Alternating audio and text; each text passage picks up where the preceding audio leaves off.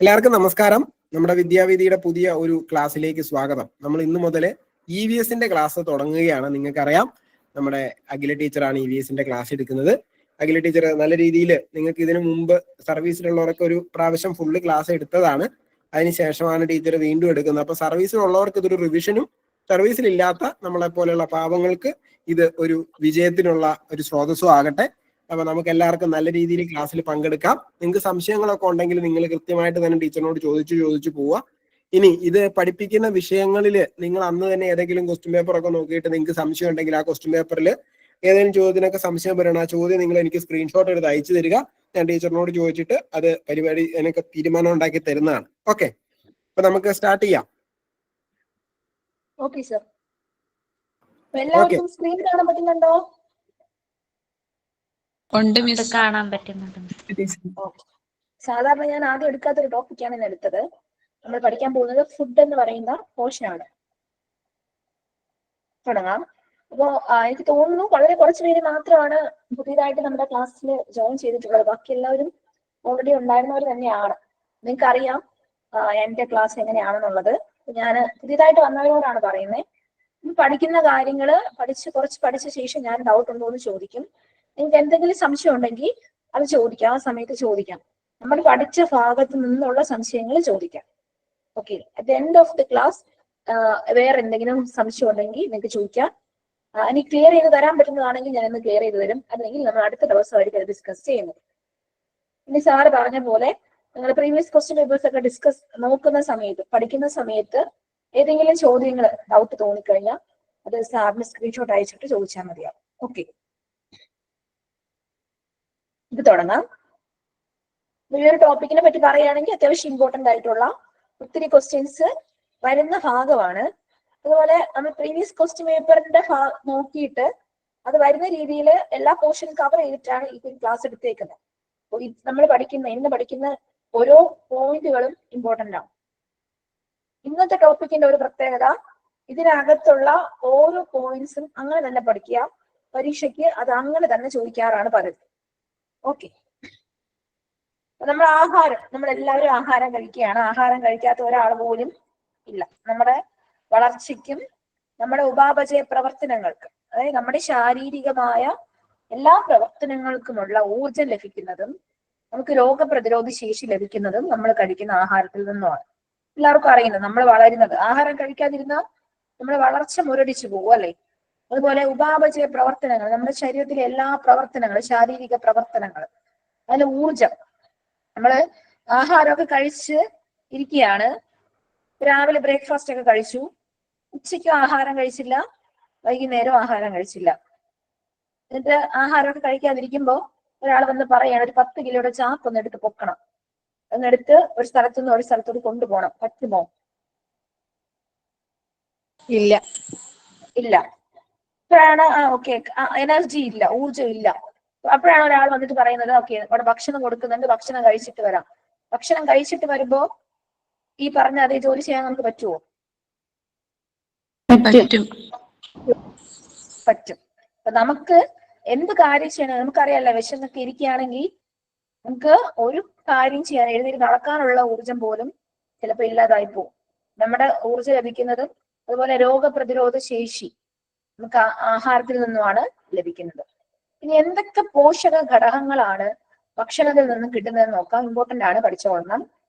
ധാന്യകം, കൊഴുപ്പ്, ജീവകങ്ങൾ, വൈറ്റമിൻസ്, മാംസ്യം, ധാതു ലവണങ്ങൾ.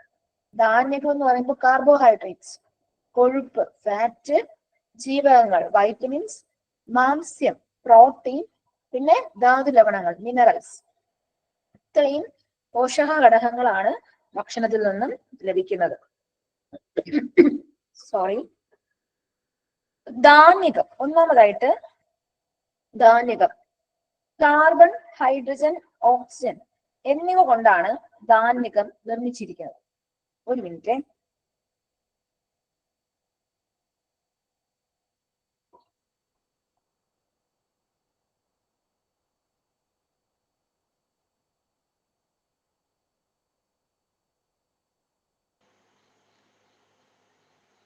ഞാൻ പറയുന്നത് കേൾക്കാമോ? ഇപ്പോ പറ്റുന്നുണ്ട്. കേൾക്കാം. ക്ലിയർ ആണോ? Clear okay.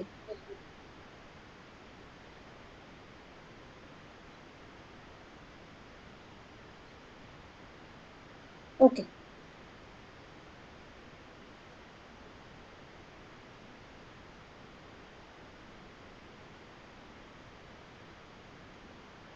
സ്ക്രീൻ കാണാൻ പറ്റുന്നുണ്ടോ?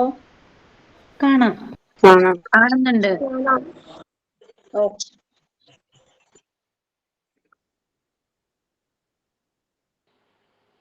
ഒന്നാമത്തത് ധാന്യകം, കാർബോഹൈഡ്രേറ്റ്.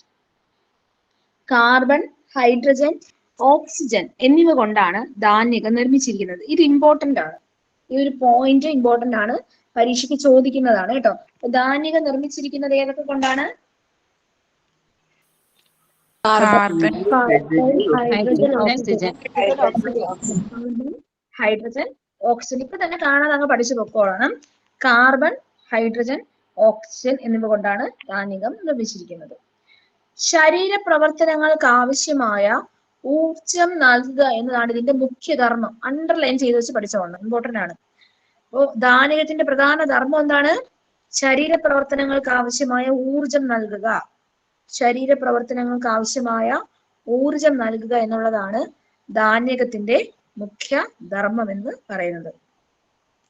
അന്നജം, പഞ്ചസാര, ഗ്ലൂക്കോസ്, സെല്ലുലോസ് എന്നിവ ധാന്യകങ്ങളുടെ വിവിധ രൂപങ്ങളാണ്. ഇത് ചോദിക്കുന്നതാണ്, ഞാൻ പറഞ്ഞിരുന്നല്ലോ, ഇതിലുള്ള എല്ലാ പോയിന്റുകളും ചോദിക്കുന്നതാണ്. അന്നജം, പഞ്ചസാര, ഗ്ലൂക്കോസ്, സെല്ലുലോസ്, ഇതാണ് ധാന്യകങ്ങളുടെ വിവിധ രൂപങ്ങൾ. ധാന്യകത്തിന്റെ പ്രധാന ധർമ്മം എന്താണ്? ശരീരപ്രവർത്തനങ്ങൾക്ക് ആവശ്യമായ ഊർജം നൽകുക.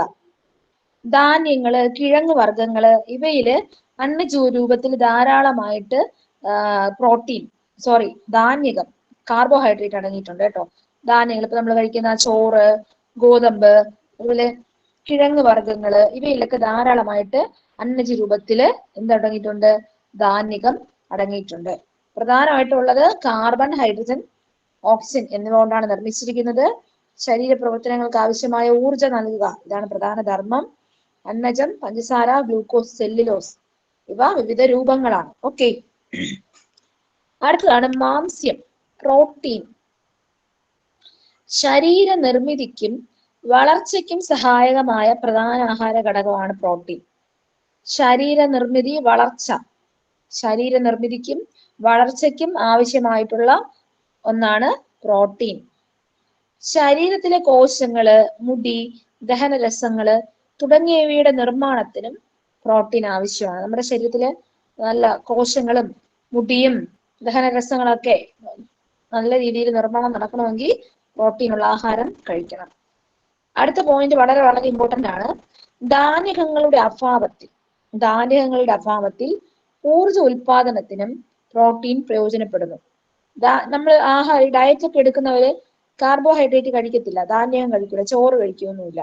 അവർ പ്രോട്ടീൻ ആയിരിക്കും കൂടുതൽ കഴിക്കുന്നത്. മുട്ട, ഇറച്ചി, മീനൊക്കെ ആയിരിക്കും കഴിക്കുന്നത്. അങ്ങനെ വരുമ്പോ അവിടെ ധാന്യകം വരുന്നില്ല അല്ലെ, ധാന്യങ്ങളുടെ അഭാവം വരുന്നുണ്ട്. അവിടെ ഊർജ ഉൽപാദനത്തിന് പ്രോട്ടീൻ സഹായിക്കുന്നുണ്ട്.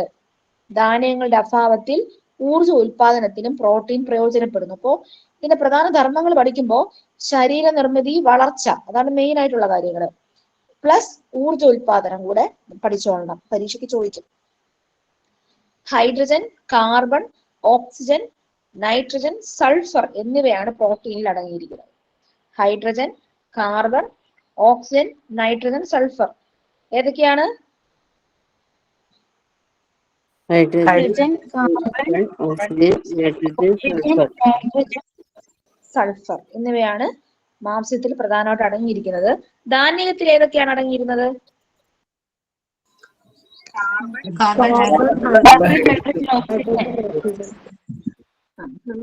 Hydrogen, oxygen. ഇവിടെ വരുമ്പോൾ നൈട്രജനും സൾഫറും കൂടെ വരുന്നുണ്ട്. അമിനോ ആസിഡുകളാണ് ലഘുഘടകങ്ങൾ. ഇമ്പോർട്ടന്റ് ആണ്. അമിനോ ആസിഡുകളാണ് ലഘുഘടകങ്ങൾ. പ്രോട്ടീനിലെ ലഘുഘടകങ്ങള് അമിനോ ആസിഡുകളാണ്. ധാന്യകത്തിന്റെയോ?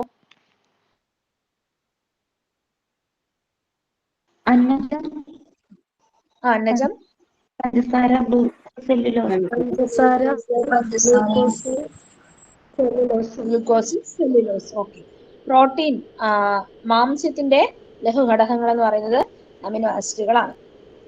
ഒരാളുടെ ശരീരഭാരത്തിനനുസരിച്ച് 1 കിലോഗ്രാമിന് 1 ഗ്രാം എന്ന തോതിൽ പ്രോട്ടീൻ ഓരോ ദിവസവും ഭക്ഷണത്തിൽ ഉൾപ്പെടുത്തേണ്ടതായിട്ടുണ്ട്. ഇപ്പോ ഒരാളുടെ വെയിറ്റ് 1 കിലോ ആണെങ്കിൽ അയാൾ ഒരു ദിവസം 1 ഗ്രാം പ്രോട്ടീൻ ആഹാരത്തിൽ ഉൾപ്പെടുത്തിയിരിക്കണം. 10 കിലോ ഉള്ള ഒരാള് എത്ര ഗ്രാം പ്രോട്ടീൻ കഴിക്കണം ഒരു ദിവസം? 10 ഗ്രാം. 10 ഗ്രാം. 50 കിലോ ഉള്ള ആള് 50 ഗ്രാം. 50 ഗ്രാം. ഓക്കെ.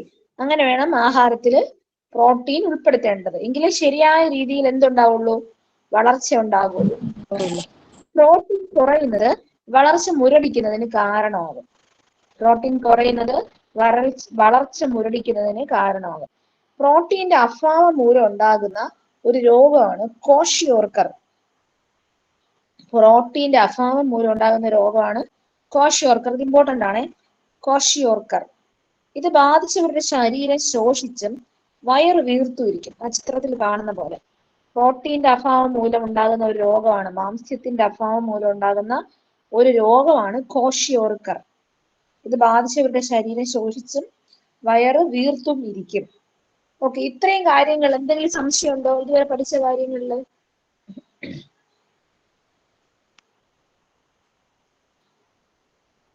സംശയമുണ്ടോ? ഇല്ല മിസ്സേ. അടുത്താണ് കൊഴുപ്പ്, ഫാറ്റ്. കൊഴുപ്പ് നമ്മുടെ ശരീരത്തിൽ കുറഞ്ഞ അളവിൽ ആവശ്യമായ ആഹാര ഘടകങ്ങളിൽ ഒന്നാണ് കൊഴുപ്പ്. കുറച്ച് മതി കൊഴുപ്പ്, കുറച്ച് മതി. പക്ഷെ പലപ്പോഴും നമ്മൾ കഴിക്കുന്നതിൽ എനിക്കൊന്ന് കൂടുതലുള്ളത് കൊഴുപ്പാണെന്ന് തോന്നുന്നു. നമ്മുടെ ശരീരത്തിന് കുറഞ്ഞ അളവിൽ മാത്രം എന്ത് മതി? കൊഴുപ്പ് മതി. മാംസം, മത്സ്യം, പാലുൽപ്പന്നങ്ങള്, മുട്ട, വിവിധതരം പരിപ്പുകള്, ഇതിലൊക്കെ കൊഴുപ്പ് ധാരാളമായിട്ട് അടങ്ങിയിട്ടുണ്ട്.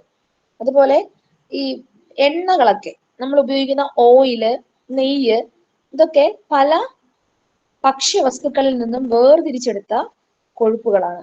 വിവിധതരം ഓയിലുകള്, നെയ്യൊക്കെ പല ഭക്ഷ്യവസ്തുക്കളിൽ നിന്നും വേർതിരിച്ചെടുത്ത നെയ്യുകളാണ് അല്ലേ. ഇപ്പോ വെളിച്ചെണ്ണ ഏത് ഭക്ഷ്യവസ്തുവിൽ നിന്നുമാണ് വേർതിരിച്ചിട്ടുള്ളത്? തേങ്ങ. അതുപോലെ പല എണ്ണകളും ഉണ്ടല്ലേ. അതുപോലെ കാർബോഹൈഡ്രേറ്റിനെ പോലെ ഇമ്പോർട്ടന്റ് ആയിട്ടുള്ള പോയിന്റ് ആണ്. കാർബോഹൈഡ്രേറ്റിനെ പോലെ കൊഴുപ്പും ഊർജം പ്രദാനം ചെയ്യുന്ന ആഹാര ഘടകമാണ്. കാർബോഹൈഡ്രേറ്റിനെ പോലെ കൊഴുപ്പും ഊർജം നൽകുന്നുണ്ട്. നമ്മൾ ഊർജം നൽകുന്നു എന്ന് പറഞ്ഞ് പഠിച്ച പോഷക ഘടകങ്ങൾ ഏതൊക്കെയാണ്?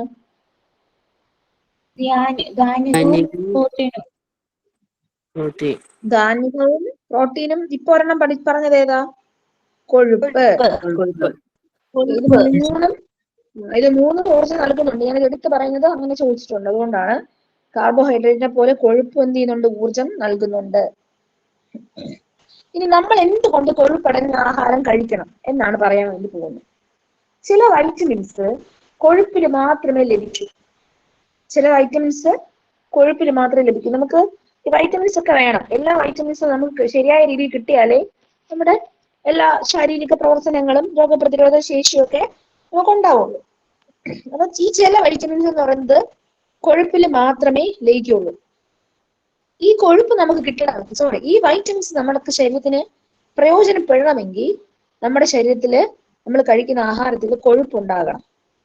എങ്കിൽ മാത്രം, കൊഴുപ്പ് മാത്രമല്ല ഉണ്ടാകേണ്ടത്, കൊഴുപ്പ് ഉണ്ടെങ്കിൽ മാത്രമേ ആ വൈറ്റമിൻസ് എന്ത് ചെയ്യുള്ളൂ? അതിൽ ലയിച്ച് നമ്മുടെ ശരീരത്തിന് അത് പ്രയോജനപ്പെടത്തുള്ളൂ. കൊഴുപ്പിന്റെ ഒരു രൂപമാണ് കൊളസ്ട്രോൾ എന്ന് പറയുന്നത്.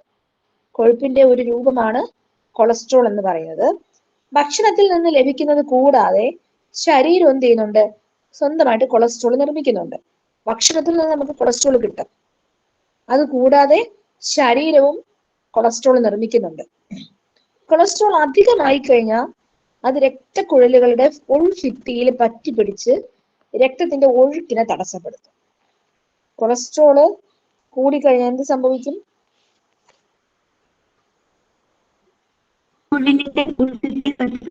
കൊഴുപ്പ് ധമനിയിൽ പറ്റിപ്പിടിച്ച് രക്തം രക്തക്കൊഴലിലെ ഉൾഭിത്തിയിൽ ഒഴുക്കിനെ തടസ്സപ്പെടുത്തും. നമ്മൾ ജസ്റ്റ് ഒന്ന് ആലോചിച്ച് നോക്കിയേ, നമ്മുടെ വീട്ടിലെ ഒരു പൈപ്പിൽ ഒരു ബ്ലോക്ക് വരെയാണ്, അഴുക്കുകൾ അടഞ്ഞ് അതിന്റെ സൈഡുകളിൽ പറ്റിപ്പിടിച്ച് അവിടെ ഒരു ബ്ലോക്ക് വന്നു കഴിഞ്ഞാൽ എന്ത് സംഭവിക്കും? വെള്ളം വരാൻ താമസമായി. വെള്ളം ഒഴുകാനായിട്ട് പറ്റാത്തൊരവസ്ഥ വരും. അപ്പൊ നമ്മുടെ രക്തക്കുഴലുകളില് കൊളസ്ട്രോള് അടിഞ്ഞു കൂടുന്ന സമയത്ത് എന്ത് സംഭവിക്കും? രക്തത്തിൽ ഒഴുകാൻ പറ്റുമോ? രക്തത്തിന് വരാൻ പറ്റില്ല, ഒരു ബ്ലോക്ക്. രക്തത്തിന്റെ ഒഴുക്ക് രക്തത്തിന്റെ ഒഴുക്കിനെ തടസ്സപ്പെടുത്തും. അങ്ങനെ വരുമ്പോ രക്തക്കട്ടകൾ ഉണ്ടാവുകയും അത് ഹൃദയ രോഗങ്ങൾക്ക്, ഹാർട്ട് അറ്റാക്ക് പോലുള്ള ഹൃദയ രോഗങ്ങൾക്ക് കാരണമാവുകയും ചെയ്യും. അപ്പൊ അതുകൊണ്ട് ആണ് കൊളസ്ട്രോൾ രോഗം ഉണ്ടായി കഴിഞ്ഞാൽ ആൾക്കാർക്കൊക്കെ ഹൃദയാഘാത സാധ്യതകൾ കൂടുതലാണ് എന്ന് പറയുന്നത്. ക്ലിയർ ആണോ? ക്ലിയർ ആണ്. ഓക്കെ, അടുത്ത് വൈറ്റമിൻസ്, ജീവകങ്ങൾ.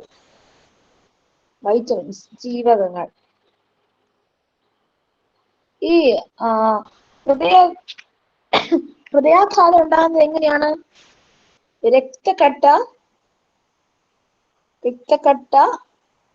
ഈ പറയുന്ന പോലെ രക്തക്കുഴലുകളില് ബ്ലോക്ക് വന്നിട്ട് കൊളസ്ട്രോൾ അടിഞ്ഞുകൂടി രക്തത്തിന്റെ ഒഴുക്ക് തടസ്സപ്പെടുകയും അവിടെ രക്തക്കട്ട ഫോം ചെയ്യുകയും അത് ഹൃദയത്തിൽ എത്തുകയും ചെയ്യുമ്പോഴാണ് ഒരാൾക്ക് എന്തുണ്ടാകുന്നത്? ഹൃദയാഘാതം ഉണ്ടാകുന്നത്. ഓക്കെ, ക്ലിയർ ആണോ?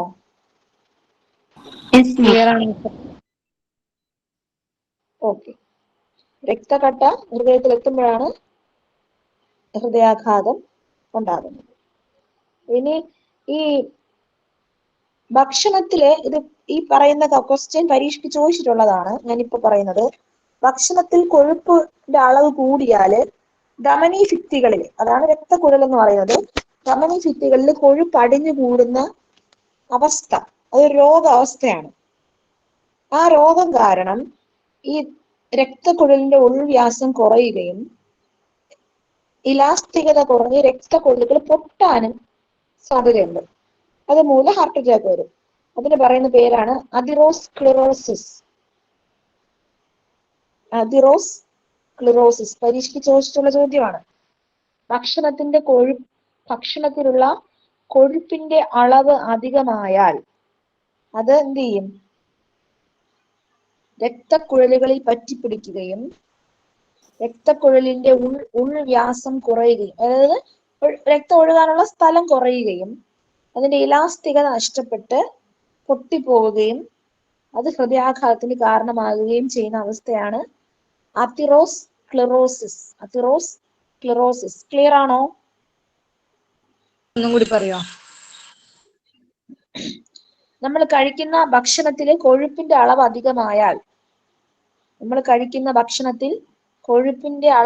അധികമായാൽ അത് രക്തക്കുഴലുകളിൽ, ധമനി എന്ന് പറയുന്ന രക്തക്കുഴലാണ്, ശുദ്ധരക്തം കൊണ്ടുപോകുന്ന രക്തക്കുഴലാണ്, അതില് കൊളസ്ട്രോള് അടിഞ്ഞുകൂടുകയും കൊഴുപ്പ് അടിഞ്ഞുകൂടുകയും രക്തക്കുഴലുകളുടെ ഉൾവ്യാസം കുറയുക എന്ന് പറഞ്ഞാൽ സ്ഥലം കുറയുക എന്നുള്ളതാണ്. രക്തത്തിന് ഒഴുകാനുള്ള സ്ഥലം കുറയുക, ഉൾവ്യാസം കുറയുകയും രക്തക്കുഴലുകളുടെ ഇലാസ്തികത, അത് രക്തത്തിനെ പമ്പ് ചെയ്യാനുള്ള കഴിവ്, ഇലാസ്തികത നഷ്ടപ്പെടുകയും ചെയ്യുന്നത് മൂലം രക്തക്കുഴലുകൾ പൊട്ടി ഹൃദയാഘാതം സംഭവിക്കാനുണ്ടാകുന്ന രോഗം അതിറോസ്ക്ലിറോസിസ്. സ്പെല്ലിംഗ് പറഞ്ഞു തരണോ? പറയണം മിസ്സേ. ഓക്കെ, ATHEROSCLEROSIS,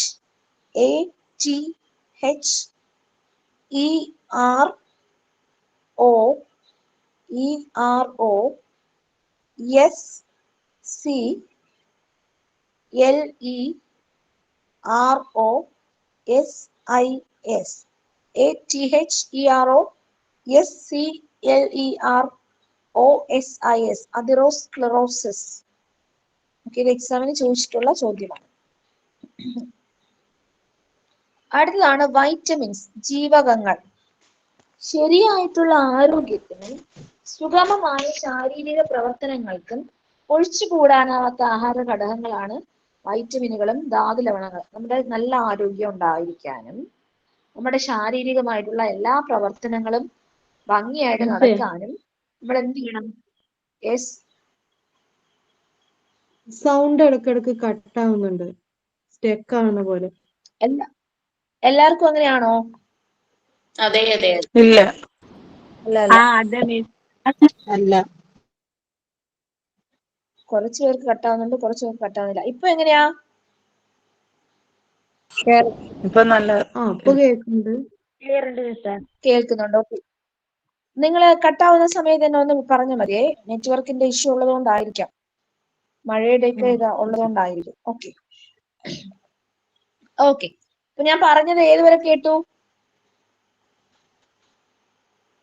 ക്വസ്റ്റ്യൻ കേട്ടില്ല, പകുതി കേട്ടുള്ളൂ. ഓക്കെ, അപ്പൊ മിസ്സായ കാര്യം ലാസ്റ്റ് പറയാം. ശരിയായ ആരോഗ്യത്തിനും സുഗമമായ ശാരീരിക പ്രവർത്തനങ്ങൾക്കും ഒഴിച്ചുകൂടാനാവാത്ത ആഹാര ഘടകങ്ങളാണ് വൈറ്റമിൻസും ധാതു ലവണങ്ങളും എന്ന് പറയുന്നത്.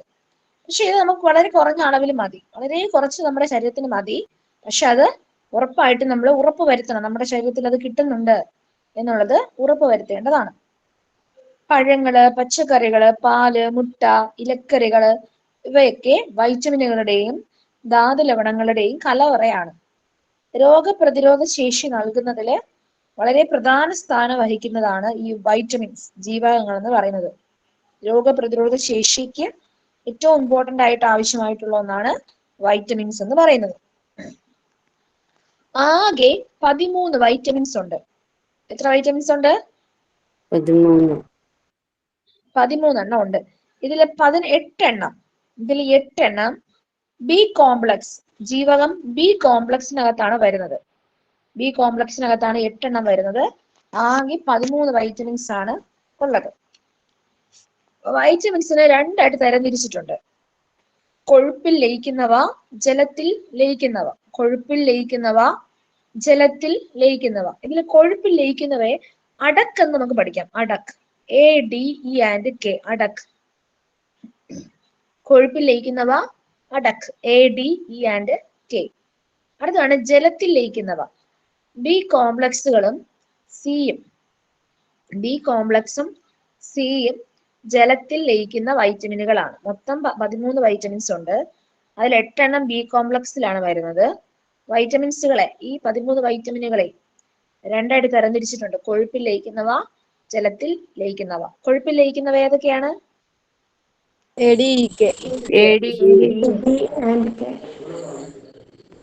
ജലത്തിൽ ലയിക്കുന്നവ ഏതൊക്കെയാണ്? സി. നമുക്ക് ഓരോ വൈറ്റമിൻ ആയിട്ട് നോക്കാം. ഒന്നാമതായിട്ട് ജീവകം എ, വൈറ്റമിൻ എ. ഇമ്പോർട്ടന്റ് ആണ് പറയുന്ന എല്ലാ പോയിന്റുകളും. കണ്ണിന്റെ ആരോഗ്യത്തിന് വേണ്ട ഏറ്റവും പ്രധാന ജീവകമാണ് വൈറ്റമിൻ എ.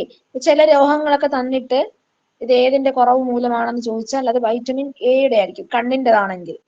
ഓക്കെ, കണ്ണുമായി ബന്ധപ്പെട്ട എല്ലാ രോഗങ്ങളും അല്ല, എന്നാലും ഏകദേശ രോഗങ്ങളും വൈറ്റമിൻ എയുടെ അപര്യാപ്തത മൂലം ഉണ്ടാകുന്നതാണ്. കണ്ണിന്റെ ആരോഗ്യത്തിന് വേണ്ട വളരെ പ്രധാനപ്പെട്ട ഒരു വൈറ്റമിൻ ആണ് വൈറ്റമിൻ എ. ത്വക്ക്, മുടി എന്നിവയുടെ ആരോഗ്യത്തിനൊക്കെ, നല്ല സ്കിന്നൊക്കെ നല്ല ഗ്ലോ ആവാനും നല്ല രീതിയിൽ മുടിയൊക്കെ വളരാനും ഒക്കെ വൈറ്റമിൻ എ സഹായിക്കുന്നുണ്ട്. ഇലക്കറികളിൽ നിന്ന് ധാരാളമായിട്ട് ലഭിക്കുന്ന വൈറ്റമിൻ ആണ്. നമ്മൾ ഈ പച്ചക്കറികളിലെ ഇലക്കറികൾക്ക് ഉദാഹരണം പറഞ്ഞേ. മുരിങ്ങയില, മുരിങ്ങയില,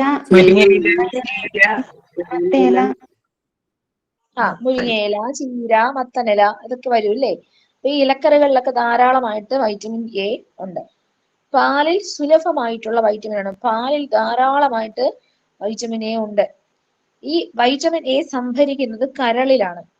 വൈറ്റമിൻ എ സംഭരിക്കുന്നത് കരളിലാണ്. വൈറ്റമിൻ എയുടെ അപര്യാപ്ത രോഗങ്ങൾ, ഇതെല്ലാം ഈ പറയുന്ന രോഗങ്ങളെല്ലാം കണ്ണുമായി ബന്ധപ്പെട്ട് വരുന്നതാണ്. വൈറ്റമിൻ എയുടെ അപര്യാപ്ത രോഗങ്ങള് നിശാന്തത. നമുക്ക് വിശദമായിട്ട് നമ്മൾ കണ്ണുകൾ, നേത്ര രോഗങ്ങളെ പറ്റി പഠിക്കും, ആ സമയത്ത് പറഞ്ഞുതരാം. നിശാന്തത, കെരാറ്റോമലാസിയ, നിശാന്തത, keratomalacia, xerophthalmia, hyperkeratosis. നിശാന്തത, keratomalacia, xerophthalmia, hyperkeratosis. ഏതൊക്കെയാണെന്ന് പറഞ്ഞേ? നിശാന്തത, കെരാറ്റോ മലാസിയ,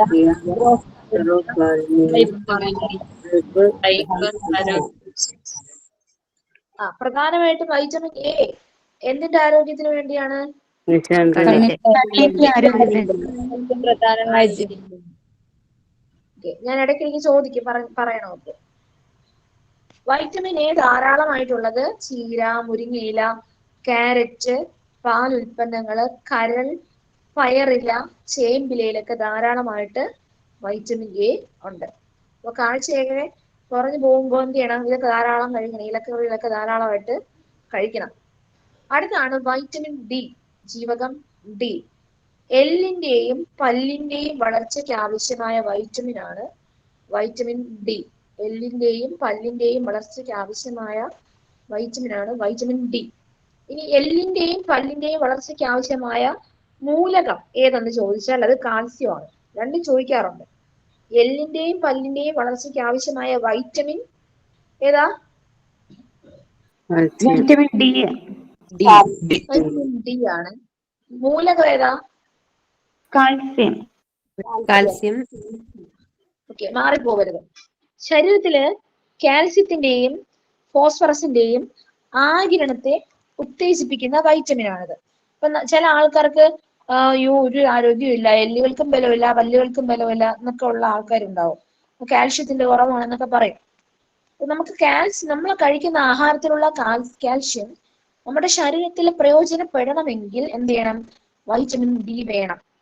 കാൽസ്യത്തിന്റെയും ഫോസ്ഫറസിന്റെയും ഒക്കെ ആഗിരണം, അതായത് നമ്മൾ ആ കഴിക്കുന്ന ആഹാരത്തിൽ നിന്നും കാൽസ്യത്തിന്റെയും ഫോസ്ഫറസിനെയും ഒക്കെ നമ്മൾ ആഗിരണം ചെയ്ത് ശരീരത്തിന് പ്രയോജനപ്പെടുത്തണമെങ്കിൽ ഏത് വൈറ്റമിൻ വേണം?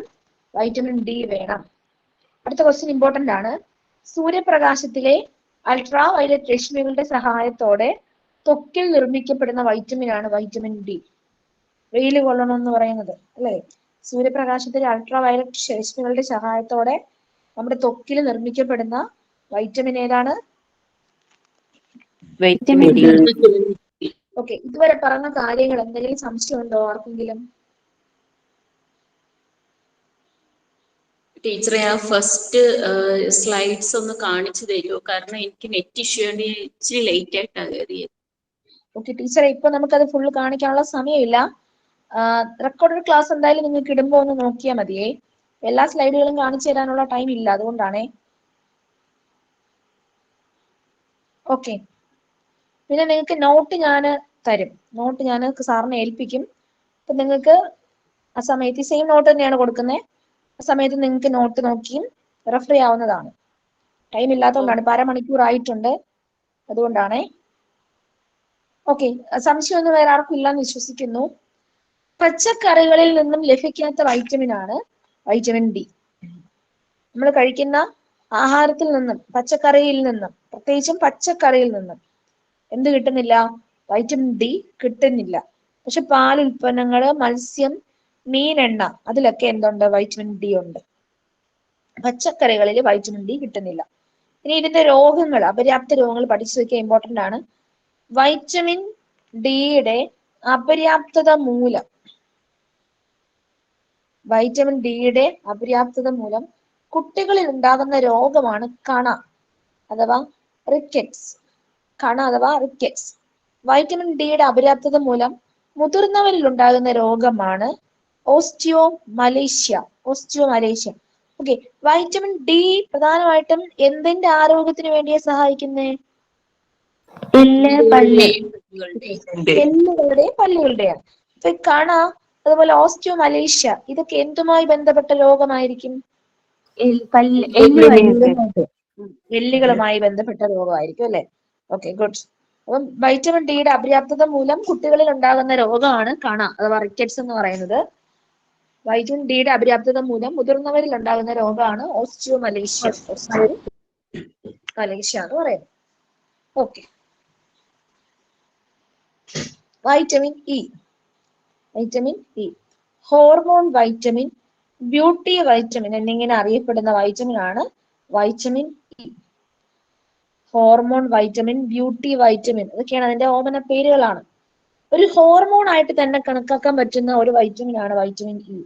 ഒരു ഹോർമോൺ ആയിട്ട് തന്നെ കണക്കാക്കാൻ പറ്റുന്ന വൈറ്റമിൻ ആണ്. പ്രത്യുൽപാദന വ്യവസ്ഥയുടെ ശരിയായ പ്രവർത്തനത്തിന് ആവശ്യമായ വൈറ്റമിൻ ആണ്. നമ്മുടെ പ്രത്യുൽപാദന വ്യവസ്ഥയുടെ ശരിയായ പ്രവർത്തനത്തിന് ആവശ്യമായിട്ടുള്ള വൈറ്റമിൻ ആണിത്. നാഡികളുടെയും ചുവന്ന രക്താണുക്കളുടെയും ആരോഗ്യത്തിന്, നാഡികളുടെയും ചുവന്ന നെർവുകളുടെയും അതുപോലെ ചുവന്ന രക്താണുക്കളുടെയും ഒക്കെ ആരോഗ്യത്തിന് എന്ത് ചെയ്യുന്നുണ്ട്? സഹായിക്കുന്നുണ്ട്. ഹൃദയത്തെ സംരക്ഷിക്കുന്ന വൈറ്റമിൻ ആണ് വൈറ്റമിൻ ഇ. ഹൃദയത്തെ സംരക്ഷിക്കുന്ന വൈറ്റമിൻ ആണ് വൈറ്റമിൻ ഇ. ഇതിന്റെ അപര്യാപ്ത രോഗം എന്ന് പറയുന്നത് വന്ധ്യതയാണ്. വന്ധ്യത എന്ന് പറഞ്ഞാൽ എന്താ? മക്കളുണ്ടാവാത്ത അവസ്ഥ. കുഞ്ഞുങ്ങൾ ഉണ്ടാകാൻ ബുദ്ധിമുട്ടുണ്ടാകുന്ന അവസ്ഥയാണത്. അതാണ് പറയുന്നത് പ്രത്യുൽപാദന വ്യവസ്ഥയുടെ ശരിയായ പ്രവർത്തനത്തിന് എന്ത് വേണം? വൈറ്റമിൻ ഇ വേണം. സസ്യ എണ്ണകള്, കുതിർത്ത കടലയിലൊക്കെ ധാരാളമായിട്ടും വൈറ്റമിൻ ഇ അടങ്ങിയിട്ടുണ്ട്. ഹോർമോൺ വൈറ്റമിൻ, ബ്യൂട്ടി വൈറ്റമിൻ എന്നിങ്ങനെ അറിയപ്പെടുന്നു. ഒരു ഹോർമോൺ ആയിട്ട് തന്നെ കണക്കാക്കാൻ പറ്റുന്ന ഒരു വൈറ്റമിൻ ആണിത്. പ്രത്യുൽപാദന വ്യവസ്ഥയുടെ ശരിയായിട്ടുള്ള പ്രവർത്തനത്തിന് ആവശ്യമായിട്ടുള്ള വൈറ്റമിൻ ആണ്. നാഡികളുടെയും ചുവന്ന രക്താണുക്കളുടെ ആരോഗ്യം, അതുപോലെ ഹൃദയത്തെയൊക്കെ സംരക്ഷിക്കുന്ന വൈറ്റമിൻ ആണ്. ഹൃദയത്തിന്റെ ആരോഗ്യത്തിനൊക്കെ ആവശ്യമാണ്. അപര്യാപ്ത രോഗം ഏതാ? വന്ധ്യത. വന്ധ്യത. ഓക്കെ. അടുത്താണ് വൈറ്റമിൻ കെ. വൈറ്റമിൻ കെ നമ്മൾ ഏതൊക്കെ പഠിച്ചു? Vitamin A, vitamin D, vitamin E. Vitamin D. Vitamin A എന്തിന്റെ ആരോഗ്യത്തിനായിരുന്നു? കണ്ണിന്റെ. കണ്ണിന്റെ ആരോഗ്യത്തിന് വേണ്ടിയിട്ടായിരുന്നു. അപര്യാപ്ത രോഗങ്ങൾ ഏതൊക്കെയാന്ന് പറഞ്ഞേ? സീറോഫ്താൽമിയ, നിശാന്തത, keratomalacia, hyperkeratosis. Hyperkeratosis. Okay, good. Vitamin ഡിയോ എന്തിനാണ്? വളർച്ചയ്ക്ക് ആവശ്യമായിട്ടുള്ളത്. രണ്ട് രോഗങ്ങളാണ് നമ്മൾ പഠിച്ചത്. കുട്ടികളിൽ ഉണ്ടാകുന്ന രോഗം റിക്കറ്റ്സ്. രണ്ടും പഠിക്കണം. കണയാണ് റിക്കറ്റ്സ് എന്ന് പറയുന്നത്. എന്നാൽ രണ്ടും പഠിക്കണം. പരീക്ഷയ്ക്ക് രണ്ട് രീതിയിലും ചോദിക്കാറുണ്ട്. മുതിർന്നവരിൽ ഉണ്ടാകുന്നത് നമ്മളിതിനു മുന്നേ പ്രോട്ടീന്റെ അഭാവം മൂലം ഒരു രോഗം ഉണ്ടാവുമെന്ന് പഠിച്ചു. ഏതാണ്? ഗോയിറ്റർ. ഗോയിറ്റർ എന്ന് പറഞ്ഞൊരു രോഗത്തെ പറ്റി ഞാൻ പഠിപ്പിച്ചില്ലല്ലോ.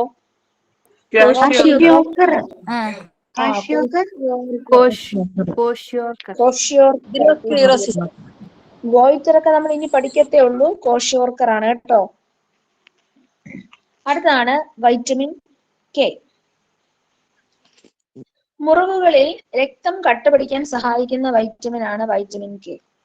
മുറിവുകളില് രക്തം കട്ടപിടിക്കാൻ വേണ്ടി സഹായിക്കുന്ന വൈറ്റമിൻ ആണ് ഏത്? വൈറ്റമിൻ കെ എന്ന് പറയുന്നത്. അപ്പം രക്തം കട്ടപിടിക്കണമെങ്കിൽ വിറ്റമിൻ കെ ഉണ്ടായിരിക്കണം. രക്തസ്രാവം തടയാനായിട്ട് കുഞ്ഞുകുട്ടികൾ ജനിക്കുന്നപ്പോ പൊക്കിൾ കൊടിയൊക്കെ കട്ട് ചെയ്ത് എടുക്കുന്നതല്ലേ, അപ്പൊ അവിടെ ബ്ലീഡിങ് ഉണ്ടാവാം. രക്തസ്രാവം ഒക്കെ തടയാൻ വേണ്ടി കുഞ്ഞുങ്ങൾക്ക് ജനിച്ച ഉടനെ കൊടുക്കുന്ന വൈറ്റമിൻ ആണ് വൈറ്റമിൻ കെ. അപ്പൊ കുഞ്ഞുങ്ങൾക്ക് ജനിച്ച ഉടനെ കൊടുക്കുന്ന വൈറ്റമിൻ ഏതാണ്? വൈറ്റമിൻ കെ ആണ്. ഓക്കെ. കരളിന്റെ പ്രവർത്തനത്തിന് സഹായിക്കുന്നുണ്ട്. കരളിന്റെ പ്രവർത്തനത്തിന് സഹായിക്കുന്നുണ്ട്. മുറിവുകളിൽ രക്തം കട്ടപിടിക്കാൻ സഹായിക്കുന്ന വൈറ്റമിൻ ഏതാണ്? വൈറ്റമിൻ കെ ആണ്. ഓക്കെ. അടുത്ത് ഇതിന്റെ കൂടെ തന്നെ നിങ്ങൾ ഓർത്ത് വെക്കുക, രക്തം കട്ട പിടിക്കാൻ സഹായിക്കുന്ന ധാതു കാൽസ്യം ആണ് കേട്ടോ. രക്തം കട്ട പിടിക്കാൻ സഹായിക്കുന്ന ധാതു, അതിനാവശ്യമായിട്ടുള്ള ധാതു എന്ന് പറയുന്നത് കാൽസ്യം ആണ്. രക്തം കട്ട പിടിക്കാൻ ആവശ്യമായിട്ടുള്ള ധാതു എന്ന് പറയുന്നത് കാൽസ്യം ആണ്. ഇനി രക്തകോശങ്ങള്, ഏതൊക്കെ രക്തകോശങ്ങൾ ഉണ്ടെന്ന് അറിയാമോ?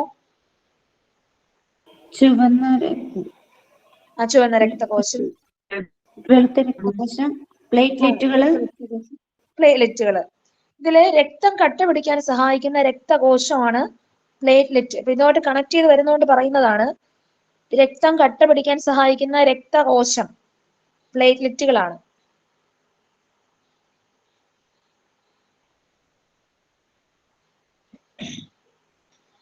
രക്തം കട്ട പിടിക്കാൻ എടുക്കുന്ന സമയം 3 മുതൽ 8 മിനിറ്റ് വരെയാണ്. 3 മുതൽ 8 മിനിറ്റ് വരെയാണ് രക്തം കട്ട പിടിക്കാനായിട്ട് എടുക്കുന്ന സമയം. ഓക്കെ, ഇനി കരളിന്റെ പ്രവർത്തനത്തെയാണ് സഹായിക്കുന്നതെന്ന് പറഞ്ഞു. അതുപോലെ എന്ത് പറഞ്ഞു? ചെറുകുടലിൽ നിർമ്മിക്കപ്പെടുന്ന വൈറ്റമിൻ ആണ് വൈറ്റമിൻ കെ എന്ന് പറയുന്നത്. ചെറുകുടലില് എന്ത് ചെയ്യുന്നുണ്ട്? ഇത് നിർമ്മിക്കപ്പെടുന്നുണ്ട്. ഈ വൈറ്റമിൻ കെയുടെ അപര്യാപ്ത രോഗമാണ് രക്തസ്രാവം, ഹെമറേജ്. രക്തസ്രാവം എന്ന് പറയുമ്പോൾ, ഹെമറേജ് എന്ന് പറയുമ്പോൾ എന്താ? രക്തക്കുഴലുകളൊക്കെ പൊട്ടി ഇങ്ങനെ രക്തം പൊയ്ക്കൊണ്ടിരിക്കുന്ന അവസ്ഥ, രക്തസ്രാവം. വൈറ്റമിൻ കെയുടെ അപര്യാപ്ത രോഗമാണ് രക്തസ്രാവം. അതുപോലെ ഹീമോഫീലിയ. ഹീമോഫീലിയ ഹീമോഫീലിയ എന്ന് പറഞ്ഞാല് മുറിവുണ്ടായി കഴിഞ്ഞാൽ രക്തം കട്ട പിടിക്കാതിരിക്കുന്ന ജനിതക രോഗമാണ്. ഒരു ജനറ്റിക് ആയിട്ടുള്ള രോഗമാണ്. ജനിതക രോഗമാണ്. മുറിവുണ്ടായി കഴിഞ്ഞാൽ എന്ത് ചെയ്യില്ല? രക്തം കട്ട പിടിക്കൂല, ഇങ്ങനെ ബ്ലീഡ് ചെയ്തുകൊണ്ടേയിരിക്കും. രക്തം കട്ട പിടിക്കാത്ത ജനിതകമായ രോഗമാണ്. മുറിവുണ്ടായാൽ രക്തം കട്ട പിടിക്കാതിരിക്കുന്ന ജനിതക രോഗമാണ് ഹീമോഫീലിയ. വൈറ്റമിൻ കെയുടെ അപര്യാപ്ത രോഗങ്ങൾ ഏതൊക്കെയാണ്?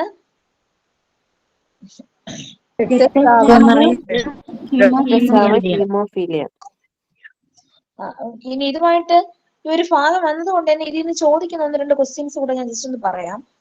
നമുക്ക് രക്തം കട്ട പിടിക്കുന്നത് തടയുന്ന രാസവസ്തു.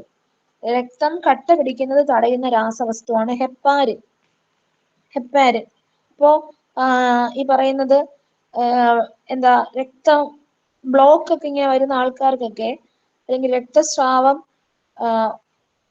രക്തം കട്ട പിടിക്കാതിരിക്കാൻ വേണ്ടിയിട്ട്, ബ്ലോക്ക് വരുന്ന ആൾക്കാർക്ക് രക്തം കട്ട പിടിക്കുമ്പോഴാണല്ലോ ബ്ലോക്ക് ഉണ്ടാവുന്നത്. അപ്പൊ അങ്ങനെ വരാതിരിക്കാൻ വേണ്ടിയിട്ട് അവർക്ക് കൊടുക്കുന്ന ഒരു രാസവസ്തു, ഇഞ്ചക്ഷൻ ആയിട്ട് കൊടുക്കുന്ന ഒരു മെഡിസിൻ ആണ്, രാസവസ്തുവാണ് ഹെപ്പാരിൻ. ഹെപ്പാരിൻ. ഇനി നിങ്ങൾക്ക് ചോദിച്ചിട്ടുള്ള ഒരു ചോദ്യമാണേ, നിങ്ങൾക്ക് അറിയുമെങ്കിൽ പറയാം. ഞാൻ ഓൾറെഡി പഠിപ്പിച്ച കാര്യമാണ്, അപ്പൊ നിങ്ങൾക്ക് അറിയുമ്പോൾ പറയണേ. അരുണ രക്താണുക്കളുടെ ആകൃതി അരിവാൾ പോലെ ആകുന്നത് മൂലം ശരിയായ രീതിയിലുള്ള ഓക്സിജൻ വാഹക പ്രക്രിയ നടക്കാതെ വരുന്ന രോഗം? Scurvy. Sickle cell anaemia. Sickle cell anaemia. നമ്മൾ അരുണ രക്താണുക്കൾ എന്ന് പറയുമ്പോൾ റെഡ് സെൽസുകളാണ്. അതിന്റെ ആകൃതി പരീക്ഷയ്ക്ക് ചോദിച്ചിട്ടുള്ളതാണ്. അതിന്റെ ആകൃതി എന്ന് പറയുന്നത് ഡിസ്ക് ആകൃതിയാണ്. ചുവന്ന രക്താണുക്കളുടെ ആകൃതി എന്ന് പറയുന്നത് ഡിസ്ക് ആകൃതിയാണ്. പക്ഷെ ഈ ചുവന്ന രക്താണുക്കൾക്ക് ചുവപ്പ് നിറം കൊടുക്കുന്നത് ഏതാ? ഹീമോഗ്ലോബിൻ. ഹീമോഗ്ലോബിൻ. ഹീമോഗ്ലോബിനിൽ അടങ്ങിയിരിക്കുന്ന ധാതു എന്ന് പറയുന്നത് ഇരുമ്പാണ്. ഇരുമ്പ്. ഓക്കെ. രക്തത്തിന് ചുവപ്പ് നിറം കൊടുക്കുന്നത് ഹീമോഗ്ലോബിൻ ആണ്. ഓക്സിജൻ ആഗിരണം ചെയ്യുന്നതും ഹീമോഗ്ലോബിൻ ആണ്. ഹീമോഗ്ലോബിനുള്ള ഇരുമ്പ് എന്ന് പറയുന്ന അയണാണ്. അയൺ എന്ന് പറയുന്ന ധാതുവാണ്. അപ്പോ ഈ ഹീമോഗ്ലോബിന്റെ അല്ലെങ്കിൽ അരുണ രക്താണുക്കളുടെ ആകൃതി ഡിസ്ക് ആകൃതിയിൽ നിന്നും അരിവാളിന്റെ ആകൃതിയിലോട്ട് മാറുമ്പോൾ ശരിയായ രീതിയിൽ ഓക്സിജൻ വാഹക പ്രക്രിയ നടക്കാതെ വരും. ഓക്സിജൻ കൊണ്ടുപോകാൻ പറ്റാതെ വരും നമ്മുടെ ശരീരത്തിലോട്ട്. ആ രോഗമാണ് സിക്കിൾ സെൽ അനീമിയ. ശരിയായ രീതിയിൽ അരുണ രക്താണുക്കളുടെ ആകൃതി അരിവാള് പോലെ ആകുന്നത് മൂലം ശരിയായ രീതിയിൽ ഓക്സിജൻ വാഹക പ്രക്രിയ നടക്കാതെ വരുന്ന രോഗമാണ് sickle cell anaemia. Sickle cell anaemia. ഇതിന് മറ്റൊരു പേരൂടെ പറയും, അറിയാമോ? അരിവാൾ രോഗമെന്നും പറയും. അരിവാൾ രോഗമെന്നും പറയും. ഇത് ഇപ്പൊ കഴിഞ്ഞ, എനിക്ക് തോന്നുന്നു ലാസ്റ്റ് കഴിഞ്ഞ പരീക്ഷയ്ക്കോ ഇന്നത്തെ പരീക്ഷയ്ക്കോ ഇത് ചോദിച്ചിട്ടുണ്ടായിരുന്നു. ഓക്കെ. ഇനി നമ്മൾ രക്തത്തില് ഹീമോഗ്ലോബിന്റെ അളവ് കുറയുന്നത് മൂലം ഉണ്ടാകുന്ന രോഗം ഏതാ? ഹീമോഗ്ലോബിൻ എന്ന് പറയുമ്പോൾ അവിടെ ഇരുമ്പും വരും. അനീമിയ, വിളർച്ച, ഇതൊക്കെ ചോദിക്കുന്ന ക്വസ്റ്റ്യൻസ് ആണ് കേട്ടോ. രക്തത്തിലെ ഹീമോഗ്ലോബിന്റെ അളവ് കുറയുന്നത് മൂലം ഉണ്ടാകുന്ന രോഗമാണ് അനീമിയ, വിളർച്ച.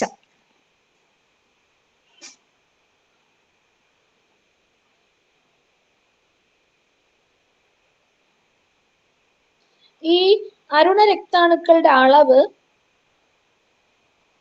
കുറയുമ്പോൾ അല്ലെങ്കിൽ രക്തത്തിൽ ഹീമോഗ്ലോബിൻ കുറയുമ്പോഴാണല്ലോ അനീമിയ വിളർച്ച ഉണ്ടാകുന്നത്. റെഡ് ബ്ലഡ് സെൽസുകളുടെ അരുണ രക്താണുക്കളുടെ അളവ് കൂടുമ്പോൾ ഉണ്ടാകുന്ന രോഗമാണ് പോളിസൈത്തീമിയ. പോളിസൈത്തീമിയ അരുണ രക്താണുക്കളുടെ അളവ് കൂടുമ്പോൾ ഉണ്ടാകുന്ന രോഗമാണ് പോളിസൈത്തീമിയ. നമ്മുടെ ശരീരത്തിലെ രോഗപ്രതിരോധ ശേഷി മിസ് ഞാൻ പേരൊന്ന് വീണ്ടും പോയല്ലോ മിസ്സേ. വോയിസ് കട്ടാവുന്നോ? ടീച്ചറെ പറയണം. ഇപ്പൊ പറഞ്ഞ രോഗമില്ലേ, പറയൂ പറയൂ. ഇപ്പൊ അളവ് കൂടുമ്പോൾ അതിന്റെ പേരൊന്നും കൂടെ പറ. ഓക്കെ, ഞാൻ ഇപ്പൊ സ്ക്രീനിൽ ഇല്ലാത്തതാ പറയുന്നത്. ഞാൻ അഡീഷണൽ ആയിട്ടുള്ള പോയിന്റുകൾ പറയുന്നതാണ്. അഡീഷണൽ ആയിട്ടുള്ള കാര്യങ്ങൾ ഞാൻ പറയുന്നതാണ്. അതെ അതെ അതെ അതെ ലാസ്റ്റ് പറഞ്ഞത്. ലാസ്റ്റ് പറഞ്ഞത് അല്ലെ, പോളിസൈത്തീമിയ. അരുണ രക്താണുക്കളുടെ അളവ് കൂടുന്നത് മൂലം ഉണ്ടാകുന്ന രോഗം. അരുണ രക്താണുക്കളുടെ അളവ് കൂടുന്നത് മൂലം ഉണ്ടാകുന്ന രോഗമാണ് പോളിസൈത്തീമിയ.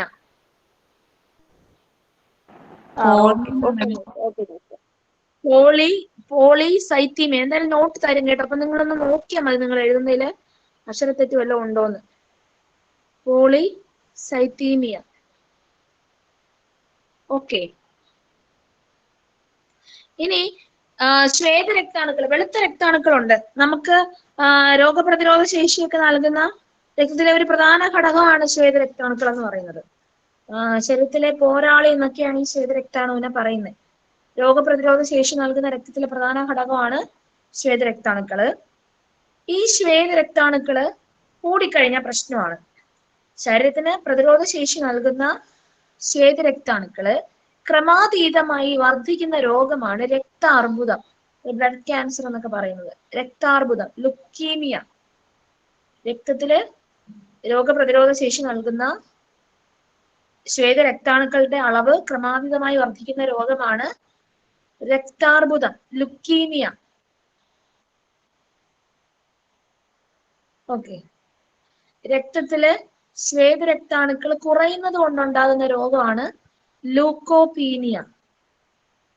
രക്തത്തില് ശ്വേതരക്താണുക്കള് കുറയുന്നത് കൊണ്ടുണ്ടാകുന്ന രോഗമാണ് ലൂക്കോപീനിയ. ക്ലിയർ ആണോ?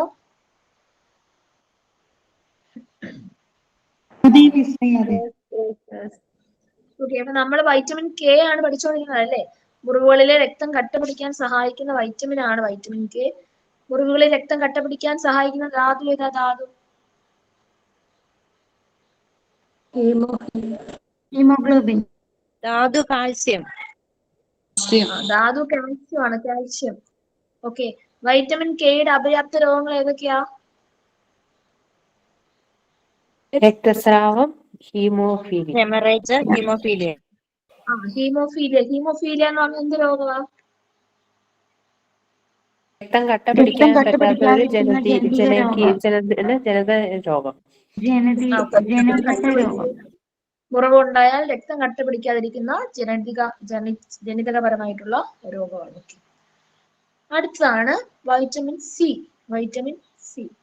ആദ്യമായിട്ട് കണ്ടെത്തിയ വൈറ്റമിൻ ആണ് വൈറ്റമിൻ സി. ആദ്യമായിട്ട് കണ്ടുപിടിച്ച വൈറ്റമിൻ ആണിത്. കൃത്രിമമായിട്ട് നിർമ്മിച്ച ആദ്യത്തെ വൈറ്റമിൻ ആണ്. ആദ്യമായിട്ട് കണ്ടെത്തിയ വൈറ്റമിനും ആണ്, അതുപോലെ കൃത്രിമമായിട്ട് നിർമ്മിച്ച ആദ്യത്തെ വൈറ്റമിനും ആണ് വൈറ്റമിൻ സി എന്ന് പറയുന്നത്. ആഹാര പദാർത്ഥങ്ങൾ ചൂടാക്കുന്നതിലൂടെ നഷ്ടപ്പെട്ടു പോകുന്ന വൈറ്റമിൻ ആണ്. ഇത് ഇമ്പോർട്ടന്റ് ആണ്, പരീക്ഷയ്ക്ക് ചോദിക്കുന്നതാണ്. ആഹാര പദാർത്ഥങ്ങള് ചൂടാക്കുന്നതിലൂടെ നഷ്ടപ്പെട്ടു പോകുന്ന വൈറ്റമിൻ ആണ്. അതുകൊണ്ട് ആഹാര പദാർത്ഥങ്ങള് കുക്ക് ചെയ്യുമ്പോൾ അടച്ചു വെച്ച് വേവിക്കണമെന്ന് പറയും. ഓറഞ്ച്, നാരങ്ങ, നെല്ലിക്ക എന്നിവയിൽ നിന്നൊക്കെ ലഭിക്കുന്ന വൈറ്റമിൻ ആണ് വൈറ്റമിൻ സി. രോഗപ്രതിരോധ ശക്തിക്ക് ആവശ്യമായ വൈറ്റമിൻ ആണ്. നമുക്ക് നല്ല രോഗപ്രതിരോധ ശേഷിയൊക്കെ വേണമെങ്കിൽ നല്ല രീതിയിൽ വൈറ്റമിൻ സി അടങ്ങിയ ആഹാരമൊക്കെ എന്ത് ചെയ്യണം? കഴിക്കണം. മൂത്രത്തിലൂടെ വിസർജിക്കപ്പെടുന്ന വൈറ്റമിൻ ആണ് വൈറ്റമിൻ സി. മൂത്രത്തിലൂടെ വിസർജിക്കപ്പെടുന്ന വൈറ്റമിൻ ആണ്. മുറിവുണങ്ങാൻ കാലതാമസം എടുക്കുന്നതിനുള്ള ഒരു കാരണം വൈറ്റമിൻ സിയുടെ അഭാവമാണ്. വൈറ്റമിൻ സി കുറവ് വന്നു കഴിഞ്ഞാൽ എന്ത് ചെയ്യും? മുറിവ് ഉണങ്ങാൻ കാലതാമസം എടുക്കും. അപ്പൊ ആഹാര പദാർത്ഥങ്ങൾ ചൂടാക്കുന്നതിലൂടെ നഷ്ടപ്പെട്ടു പോകുന്ന ഒരു വൈറ്റമിൻ ആണ്. ജലദോഷത്തിന് ഒരു ഉത്തമ ഔഷധമാണ് വൈറ്റമിൻ സി. ജലദോഷത്തിന് ഒരു നല്ല ഔഷധമാണ് വൈറ്റമിൻ സി എന്ന് പറയുന്നത്. ശരീരത്തിലെ ഇരുമ്പിന്റെ ആഗിരണത്തെ ഉത്തേജിപ്പിക്കുന്ന വൈറ്റമിൻ ആണ്. ഇമ്പോർട്ടന്റ് ആണ്. നമ്മൾ എന്തിനാണ് നമുക്ക് ഇരുമ്പ് ആവശ്യമുള്ളതെന്നൊക്കെ നമ്മൾ പറഞ്ഞല്ലോ. രക്തത്തിലെ ഓക്സിജൻ സമാഹനം ഒക്കെ നടക്കണമെങ്കിൽ നമ്മൾ ഇരുമ്പ് അടങ്ങിയ ആഹാരം കഴിച്ചിരിക്കണം. അപ്പൊ ഈ ശരീരത്തിലെ ഇരുമ്പിന്റെ ആഗിരണമൊക്കെ ഉത്തേജിപ്പിക്കാൻ, കുറച്ചുകൂടെ ഒന്ന് ബൂസ്റ്റ് ചെയ്യാൻ വേണ്ടിയിട്ട് സഹായിക്കുന്ന വൈറ്റമിൻ ആണ് ഏത്? Vitamin C. Vitamin C. Vitamin സിയുടെ അഭാവം മൂലം മോണയിലെ രക്തസ്രാവത്തിന് കാരണമാവുന്നുണ്ട്. വൈറ്റമിൻ സി കുറഞ്ഞു കഴിഞ്ഞാൽ എന്ത് ചെയ്യും? മോണയിൽ നിന്ന് ഇങ്ങനെ ബ്ലഡ് വന്നുകൊണ്ടിരിക്കും.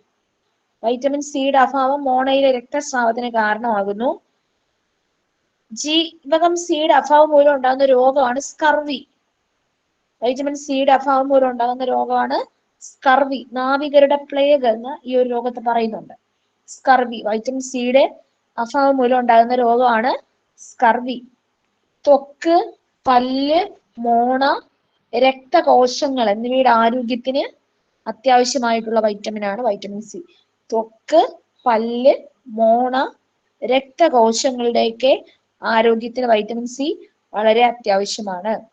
വൈറ്റമിൻ സിയുടെ ഏറ്റവും കൂടുതൽ അടങ്ങിയിട്ടുള്ളത് ഓറഞ്ച്, നാരങ്ങ, പഴങ്ങള്, നെല്ല്, മുരിങ്ങയില, പപ്പായ, നെല്ലിക്ക, ഇതിലൊക്കെ ധാരാളമായിട്ട് അടങ്ങിയിട്ടുണ്ട്. ഓറഞ്ച്, നാരങ്ങ, പഴങ്ങള്, നെല്ല്, മുരിങ്ങയില, പപ്പായയിലൊക്കെ ധാരാളമായിട്ട് വൈറ്റമിൻ സി അടങ്ങിയിട്ടുണ്ട്.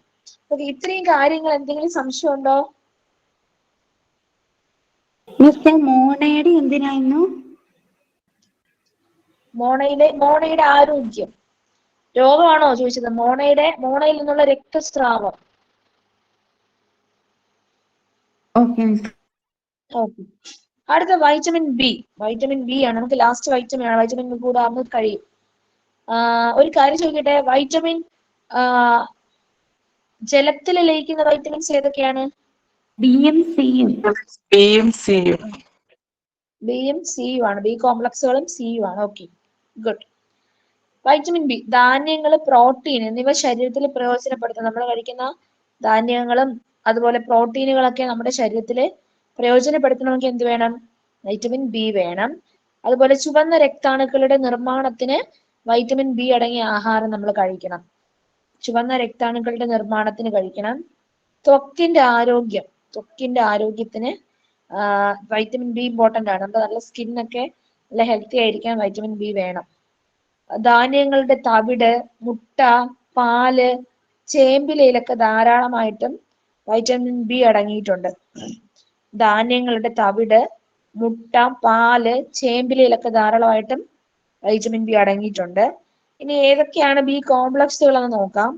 Vitamin B1, B2, B3, B1, B2, B3. അത് കഴിഞ്ഞാൽ B5, 4 ഇല്ല, 5, 6, 7. അപ്പൊ 1, 2, 3. 4 ഇല്ല, 5, 6, 7. 8 ഇല്ല, 9 ആണ്. പിന്നെ 10, 11 ഇല്ല, 12 ആണ്. B1, B2, B3, B5, B6, B7, B9, B12. അങ്ങനെ 8 എണ്ണമാണ് ബി കോംപ്ലക്സുകളായിട്ട് ഉള്ളത്. ഇനി ഓരോന്നിന്റെ പേര് പഠിച്ചു വെക്കണേ. തൊട്ട് താഴെ വൈറ്റമിൻ കെയുടെ അപര്യാപ്ത രോഗമാണ് എഴുതിയിരിക്കുന്നത്. വൈറ്റമിൻ കെ അല്ല, വൈറ്റമിൻ ബി ആണ്. വൈറ്റമിൻ ബിയുടെ അപര്യാപ്ത രോഗമാണ് വായ്പുണ്ണ്, അതുപോലെ ബെറി. വായ്പുണ്ണ്, ബെറി. നമ്മള് മൗത്ത് അൾസർ ഒക്കെ, വായിൽ പുണ്ണൊക്കെ വരുമ്പോൾ പറയില്ലേ ബി കോംപ്ലക്സിന്റെ കുറവാണെന്നൊക്കെ പറയില്ലേ. വായ്പുണ്ണ്, ബെറി. B1ന്റെ അപര്യാപ്ത രോഗമാണ്. വൈറ്റമിൻ കെ എന്നാണ് എഴുതിയേക്കുന്നത്, തെറ്റാണ്. വൈറ്റമിൻ ബിയുടെ അപര്യാപ്ത രോഗമാണ് വായ്പുണ്ണ്, ബെറി, B1. ഇനി ഈ ഓരോ വൈറ്റമിൻ ബി കോംപ്ലക്സുകളുടെയും പേരൊന്നും പഠിച്ചു വെക്കണം. അതിനെ പറ്റി വിശദമായിട്ട് നിങ്ങൾക്ക് കാറ്റഗറി 1കാർക്ക് ഇല്ല, പേരൊന്ന് പഠിച്ചു വെക്കണേ. B1 thiamine, B2 riboflavin, B1 thiamine. B2 riboflavin. B3 niacin. B1 thiamine. B2 riboflavin. B3 niacin. B5 pantothenic acid. B5 pantothenic acid. B6 പെറിഡോക്സിൻ.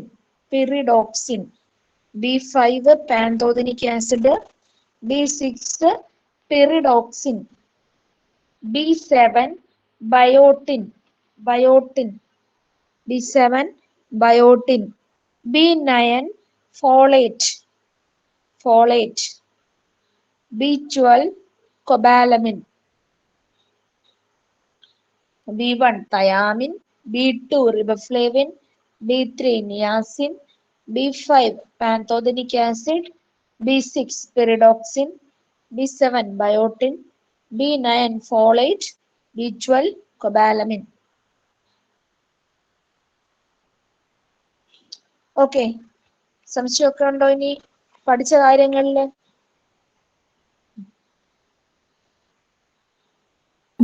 ഇല്ല മിസ്സേ. ഓക്കെ, അടുത്ത ധാതു ലവണങ്ങളാണ്. നമ്മുടെ ശരീരത്തിന് ആവശ്യമായ ധാതു ലവണങ്ങളാണ്. നമ്മൾ ഏതൊക്കെ പഠിച്ചു? ആദ്യം ധാന്യകം പഠിച്ചു, പിന്നെ പ്രോട്ടീൻ, കൊഴുപ്പ്, കൊഴുപ്പ്, വിറ്റാമിൻസ്, വൈറ്റമിൻസ്. ഇത്രയും കാര്യങ്ങൾ പഠിച്ചു. അടുത്ത ധാതു ലവണങ്ങൾ എല്ലാം ഇമ്പോർട്ടന്റ് ആണ്. ഈ ഒരു ഭാഗം വളരെ ഇമ്പോർട്ടന്റ് ആണ്. ഒന്നാമതായിട്ട് ഇരുമ്പ്. ഓൾറെഡി നമ്മൾ പഠിച്ചു. രക്തത്തിലെ ഹീമോഗ്ലോബിന്റെ നിർമ്മാണത്തിന് സഹായിക്കുന്നതാണ് ഇരുമ്പ് അല്ലേ? രക്തത്തിലെ ഹീമോഗ്ലോബിന്റെ നിർമ്മാണത്തിന് സഹായിക്കുന്നതാണ് ഇരുമ്പ്. രക്തത്തിന് ചുവപ്പ് നിറം കൊടുക്കുന്നത് ഇരുമ്പാണ്. രക്തത്തിലെ ഓക്സിജന്റെ ആഗിരണത്തെ സഹായിക്കുന്നതും ഇരുമ്പാണ്. ഓക്കെ, രക്തത്തിലെ ഹീമോഗ്ലോബിന്റെ നിർമ്മാണത്തിന് സഹായിക്കുന്നുണ്ട്. ചുവപ്പ് നിറം കൊടുക്കുന്നത് ഇരുമ്പാണ്. അതുപോലെ ഓക്സിജന്റെ ആഗിരണത്തിന് സഹായിക്കുന്നതും ഇരുമ്പാണ്. ക്ലിയർ ആയിട്ട് പഠിച്ചുകൊള്ളണം. ഇലക്കറികള്, മത്തൻകുരു, മുതിര, ശർക്കര, കരളൊക്കെ കഴിച്ചു കഴിഞ്ഞാൽ ധാരാളമായിട്ട് അതിൽ ഇരുമ്പ് അടങ്ങിയിട്ടുണ്ട്. ഇലക്കറികള്, മത്തൻകുരു, മുതിര, ശർക്കര, കരളിലൊക്കെ ധാരാളമായിട്ടും ഇരുമ്പ് അടങ്ങിയിട്ടുണ്ട്.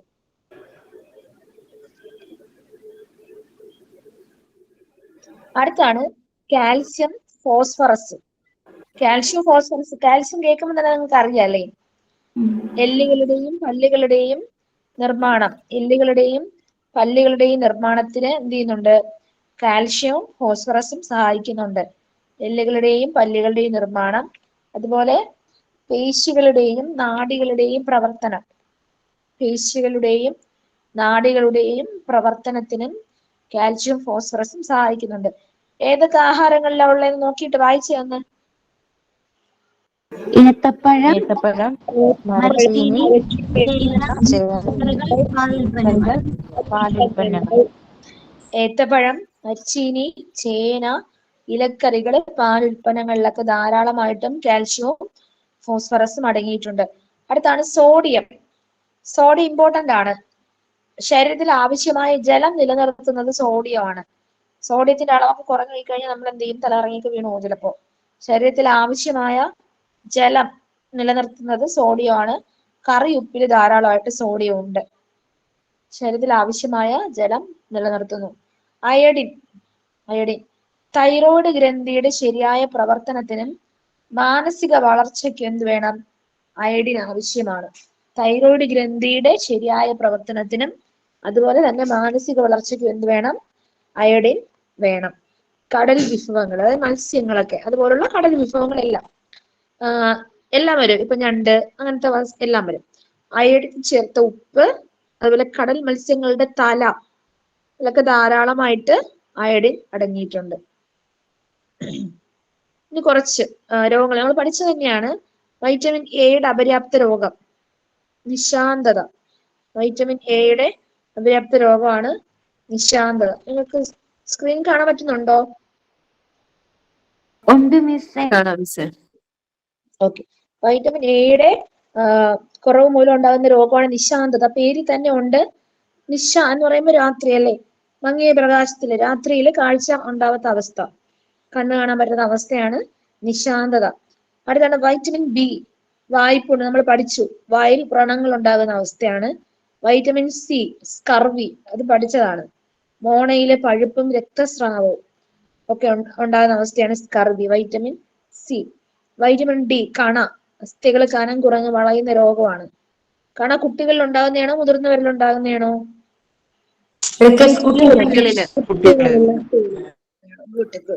ഓക്കെ. ഇരുമ്പ് അനീമിയ, രക്തക്കുറവ് അല്ലെങ്കിൽ വിളർച്ച ഉണ്ടാകുന്നതാണ് അനീമിയ.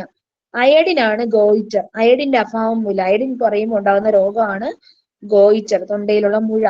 ഗോയിറ്റർ തൊണ്ടയിലെ മുഴയ്ക്ക് കാരണമാകുന്നത്. ഓക്കെ, അയഡിന്റെ കുറവ് മൂലമാണ് ഗോയിറ്റർ ഉണ്ടാകുന്നത്. ബാക്കിയെല്ലാം നമ്മൾ പഠിച്ചതാണ്. പോഷകേതര ഘടകങ്ങൾ, നമ്മൾ പോഷക ഘടകങ്ങൾ പറഞ്ഞിട്ടാണ് ഇത്രയും നേരം നമ്മൾ പഠിച്ചത്. അപ്പൊ ഈ പോഷകങ്ങൾക്ക് പുറമെ ധാന്യകം, മാംസ്യം, കൊഴുപ്പ്, അതുപോലെ ധാതു ലവണങ്ങള്, ഇവയ്ക്ക് പുറമെ നമ്മൾ ജലം, നാരുകൾ തുടങ്ങിയ പോഷകേതര ഘടകങ്ങൾ, പോഷക ഗുണമല്ലാത്ത മറ്റു ഘടകങ്ങൾ നമ്മുടെ ആഹാരത്തില് ഉൾപ്പെടുത്തേണ്ടതായിട്ട് ഉണ്ട്. എന്തുകൊണ്ടാണ് നമുക്ക് നോക്കാം. ഒന്നാമതായിട്ട് ജലം.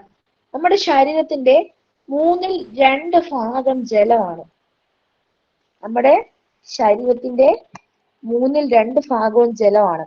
തലച്ചോറിന്റെ 85% ജലമാണ്. തലച്ചോറിന്റെ 85%, രക്തത്തിന്റെ 90%, എല്ലുകളുടെ 25% ജലമാണ്. അപ്പൊ നമുക്ക് മനസ്സിലായല്ലോ നിങ്ങൾക്ക്, നമ്മുടെ ശരീരത്തിലെ 2/3 എന്താണ്? ജലം. ദഹനം ഉൾപ്പെടെയുള്ള എല്ലാ ശാരീരിക പ്രവർത്തനങ്ങളുടെയും, ദഹനം ഒരു എക്സാമ്പിളായിട്ട് പറഞ്ഞിരിക്കുന്നത്, ദഹനം ഉൾപ്പെടെയുള്ള എല്ലാ ശാരീരിക പ്രവർത്തനങ്ങളുടെയും മാധ്യമമായിട്ട് പ്രവർത്തിക്കുന്ന ജലമാണ്. ഓക്കെ, ഒരു മീഡിയമായിട്ട് നിൽക്കുന്നത് എത്രയാണ്? എന്താണ്? ജലമാണ്. മൂത്രം, വിയർപ്പ്, ഇതിലൂടെയൊക്കെ എന്ത് ചെയ്യുന്നു? ജലം നഷ്ടപ്പെട്ടു പോകുന്നുണ്ടല്ലേ. അപ്പൊ എന്ത് പറയാം, നമ്മള് ഏകദേശം 2.5 ലിറ്റർ വെള്ളത്തോളം ഒരു ദിവസം നമ്മുടെ ശരീരത്തിൽ നിന്ന് നഷ്ടപ്പെട്ടു പോകുന്നു എന്നാണ്. യൂറിനിലൂടെയും വിയർപ്പിലൂടെയൊക്കെ എന്ത് ചെയ്യുന്നുണ്ട്? നമ്മളെ ശരീരത്തിൽ നിന്നും വെള്ളം നഷ്ടപ്പെട്ടു പോകുന്നുണ്ട് എന്നാണ്. അതുകൊണ്ട് തന്നെ ധാരാളമായിട്ട്, എന്തുകൊണ്ട് ദഹനം പോലുള്ള എല്ലാ പ്രവർത്തനങ്ങളുടെയും മീഡിയം എന്ന് പറയുന്നത് വെള്ളമാണ്. ബ്രെയിനിന്റെ 85% വെള്ളമാണ്. ശരീരത്തിൽ വെള്ളം കുറഞ്ഞാൽ ബ്രെയിൻ നേരെ പ്രവർത്തിക്കാൻ പറ്റൂല. അതുപോലെ രക്തം 90% ജലമാണ്. വെള്ളം കുടിച്ചില്ലെങ്കിൽ ബ്ലഡ് നല്ല രീതിയിൽ ഫ്ലോ ചെയ്യൂല. എല്ലുകളുടെ 25% ജലമാണ്.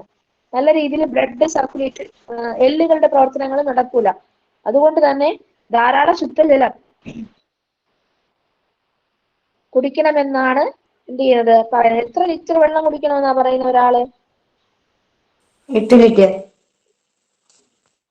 2 മുതൽ 3 ലിറ്റർ വരെയാണ് കേട്ടോ. 8 കപ്പാണ്. 8 മുതൽ 12 കപ്പ് വരെ, 2 മുതൽ 3 ലിറ്റർ വെള്ളം വരെ ഒരു അഡൽറ്റ് കുടിക്കണമെന്നാണ് പറയുന്നത്. ഓക്കെ, അടുത്താണ് നാരുകൾ, ഫൈബേഴ്സ്. നാരുകൾ സസ്യാഹാരത്തിലൂടെ ലഭിക്കുന്നതും എന്നാൽ ശരീരത്തിന് ദഹിപ്പിക്കാൻ കഴിയാത്തതുമായ ഒരു തരം ധാന്യകമാണ് നാരുകൾ എന്ന് പറയുന്നത്. ഇതൊരു തരം ധാന്യകമാണ്. നമ്മൾ കഴിക്കുന്ന വെജിറ്റബിൾസിലൂടെ തന്നെ കിട്ടുന്ന ഒരു ധാന്യകമാണ് ഈ നാരുകൾ എന്ന് പറയുന്നത്. പക്ഷേ നമ്മുടെ ശരീരത്തിന് ദഹിപ്പിക്കാൻ എന്ത് ചെയ്യത്തില്ല, നാരുകളെ ദഹിപ്പിക്കാനുള്ള കഴിവില്ല. പ്രധാനമായിട്ട് ഇത് സെല്ലുലോസ് കൊണ്ടാണ് നിർമ്മിച്ചിരിക്കുന്നത്. നമ്മൾ ധാന്യകം പറഞ്ഞപ്പോ ധാന്യകത്തിന്റെ ഒരു ലഘുഘടകമാണ് സെല്ലുലോസ്, പഠിച്ചതാണ്. മറ്റു ലഘുഘടകങ്ങൾ ഏതൊക്കെയാ ധാന്യകത്തിന്റെ? പഞ്ചസാര, glucose. Very good. Amino acid ഏതിന്റെ ലഘുഘടകമാ?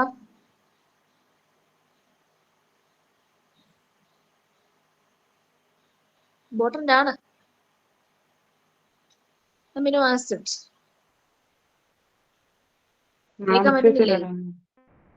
ഏതിന്റെയാ? മാംസ്യത്തിന്റെ ആണോ?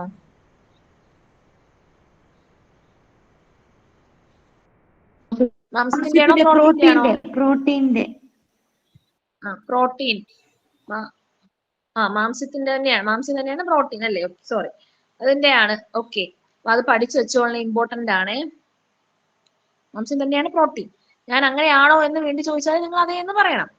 ഓക്കെ, അപ്പൊ ഞങ്ങൾക്ക് ഒരു കൺഫ്യൂഷനായി. അങ്ങനെ കൺഫ്യൂഷൻ ആവരുത്. ഇവ പ്രധാനമായും സെല്ലുലോസ് കൊണ്ടാണ് നിർമ്മിച്ചിരിക്കുന്നതെന്ന് പറഞ്ഞല്ലോ. അപ്പൊ ശരീരത്തിന് പോഷക ഘടകങ്ങളൊന്നും നൽകുന്നില്ല. കാര്യം ഇതിന് എന്ത് ചെയ്യാൻ പറ്റില്ല, ദഹിപ്പിക്കാൻ പറ്റില്ല. പക്ഷേ നമ്മുടെ വിസർജ്യ വ്യവസ്ഥയെ ഇത് ഹെൽപ്പ് ചെയ്യുന്നുണ്ട്. നല്ല നാരുകൾ അടങ്ങിയ ആഹാരം കഴിക്കുമ്പോൾ വൻകുടലിലൂടെയുള്ള വിസർജ്യ വസ്തുക്കളുടെ സഞ്ചാരത്തെയൊക്കെ എന്ത് ചെയ്യുന്നുണ്ട്, നല്ല രീതിയിൽ കടത്തിവിടുന്നുണ്ട്. ഇപ്പൊ കോൺസ്റ്റിപ്പേഷൻ ഒക്കെ വന്നു കഴിഞ്ഞാൽ, പ്രത്യേകിച്ച് മുതിർന്നവർക്കായാലും കുട്ടികൾക്കൊക്കെ ആയാലും കോൺസ്റ്റിപ്പേഷന്റെ ബുദ്ധിമുട്ടൊക്കെ വന്നു കഴിഞ്ഞാൽ ഡോക്ടേഴ്സ് പറയും നിറച്ച് ഫ്രൂട്ട്സ് കൊടുക്കണം, വെജിറ്റബിൾസ് കൊടുക്കണം, നാരുകൾ അടങ്ങിയ ആഹാരം കഴിക്കണമെന്ന് പറയും. അതെന്തുകൊണ്ടാണ്? നാരുകൾ അടങ്ങിയ ആഹാരം കഴിക്കുമ്പോൾ നല്ല രീതിയിൽ വിസർജ്യ വ്യവസ്ഥയൊക്കെ നന്നായിട്ട് വർക്കാവും. അതുപോലെ തവിടടങ്ങിയ ധാന്യങ്ങള്, ഇലക്കറികള്, പച്ചക്കറികള്, വാഴത്തണ്ട്, വാഴക്കൂമ്പ് എന്നിവ നാരുകളുടെ കലവറയാണ്. ഇതിലെല്ലാം ധാരാളമായിട്ട് എന്തുണ്ട്, നാരുകള് അടങ്ങിയിട്ടുണ്ട്. അപ്പൊ എന്തുകൊണ്ട് നമ്മൾ ജലവും നാരടങ്ങിയ ആഹാരവും കഴിക്കണമെന്ന് മനസ്സിലായല്ലോ. അടുത്തതാണ് സമീകൃത ആഹാരം. നമ്മൾ ഈ പഠന ഇത്രയും കാര്യങ്ങളിൽ നിന്നും നമ്മുടെ ശരീരത്തിന് ആവശ്യമായ പോഷക ഘടകങ്ങൾ ഏതൊക്കെയാണ്, പോഷകേതര ഘടകങ്ങൾ ഏതൊക്കെയാണ്, എത്ര അളവിൽ നമ്മൾ കഴിക്കണം, ഏതൊക്കെ കഴിച്ചാൽ എന്തൊക്കെ കിട്ടും, എല്ലാം നമ്മൾ പഠിച്ചു. ഓക്കെ, ശരീരത്തിന് വേണ്ട എല്ലാ പോഷകങ്ങളുടെയും ആവശ്യമായ അളവിൽ അടങ്ങിയിരിക്കുന്ന ഭക്ഷണത്തെയാണ് സമീകൃത ആഹാരം എന്ന് പറയുന്നത്. നമ്മൾ ഈ പറഞ്ഞ എല്ലാ പോഷക ഘടകങ്ങളുള്ള ആഹാരം, പോഷകേതര ഘടകമുള്ള ആഹാരം കഴിച്ചാൽ മാത്രമേ നമുക്ക് നല്ല ആരോഗ്യമായിട്ട് ഇരിക്കാൻ പറ്റുള്ളൂ, അല്ലെ? അപ്പൊ ഇതൊന്നും ഒരെണ്ണത്തിന്റെ അളവ് കൂടിയാലും പ്രശ്നമാണ്, ഏതിന്റെ അളവ് കൂടിയാലും അത് രോഗമായിട്ട് മാറും. അപ്പൊ ശരീരത്തിന് വേണ്ട പോഷക ഘടകങ്ങളെല്ലാം ആവശ്യമായ അളവിൽ അടങ്ങിയിരിക്കുന്ന ഭക്ഷണത്തെയാണ് സമീകൃത ആഹാരം എന്ന് പറയുന്നത്. സൈഡിലുള്ള ചിത്രം നോക്കിക്കേ. നമ്മുടെ ആഹാരത്തില് 70% കാർബോഹൈഡ്രേറ്റ് നമുക്ക് ഉൾപ്പെടുത്താം. എന്തുകൊണ്ടാ? നമുക്ക് കാർബോഹൈഡ്രേറ്റ് എന്ത് നൽകുന്നേ? ധാന്യകമാണ് എന്ത് നൽകുന്നേ? ശരീരത്തിന്റെ ശരിയായ പ്രവർത്തനത്തിനും ഊർജ്ജോൽപാദനത്തിനും പ്രവർത്തനങ്ങൾക്ക് ഊർജം നൽകുന്നത്, ശരിയായ പ്രവർത്തനങ്ങൾ നടക്കാനുള്ള ഊർജം നൽകുന്നത് എന്താണ്? ധാന്യകമാണ്. അപ്പൊ അതുകൊണ്ട് തന്നെ 70% നമുക്ക് ധാന്യങ്ങൾ ഉൾപ്പെടുത്താം. ഇപ്പൊ ചോറ് അത് നമുക്ക് ഉൾപ്പെടുത്താം. പച്ചക്കറികളിലും പഴവർഗ്ഗങ്ങളിലും ധാന്യകം ഉണ്ട്. 20% പ്രോട്ടീനും ഫാറ്റും കൂടെ ഉൾപ്പെടുത്താം. പ്രോട്ടീൻ എന്തിനാ സഹായിക്കുന്നേ? ശരീര വളർച്ച. കേട്ട ഉടനെ പറയണം, ശരീര വളർച്ചയ്ക്കും നിർമ്മിതിക്കും, അല്ലേ? ആണോ അല്ലയോ? അതെ, പ്രോട്ടീൻ എന്ന് കേൾക്കുമ്പോൾ നിങ്ങൾ ഓർമ്മ വരണം കേട്ടോ. പിന്നുള്ളത് ഫാറ്റും ഊർജം നൽകുന്നുണ്ട്. പ്രധാനമായിട്ട് ഫാറ്റ് ഊർജം നൽകുന്നതിലുപരി നമുക്ക് വൈറ്റമിൻസ് എന്ത് ചെയ്യണം, നമ്മുടെ ശരീരത്തിൽ പ്രയോജനപ്പെടണം. 70% പ്രോട്ടീനും ഫാറ്റും ഉൾപ്പെടുത്താം. പിന്നുള്ള 10% നമുക്ക് വേണമെങ്കിൽ ഒരു കേക്ക് കഴിക്കണമെന്ന് തോന്നിക്കഴിഞ്ഞാൽ നമുക്ക് കഴിക്കാം. ട്രീറ്റ്സ്, എന്തെങ്കിലും ഡെസേർട്ടോ ഐസ്ക്രീമോ ഒക്കെ കഴിക്കാം.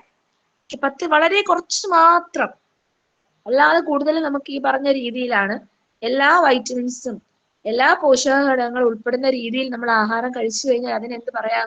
സമീകൃത ആഹാരം എന്ന്. ഓക്കെ, എന്തെങ്കിലും സംശയം ഉണ്ടോ?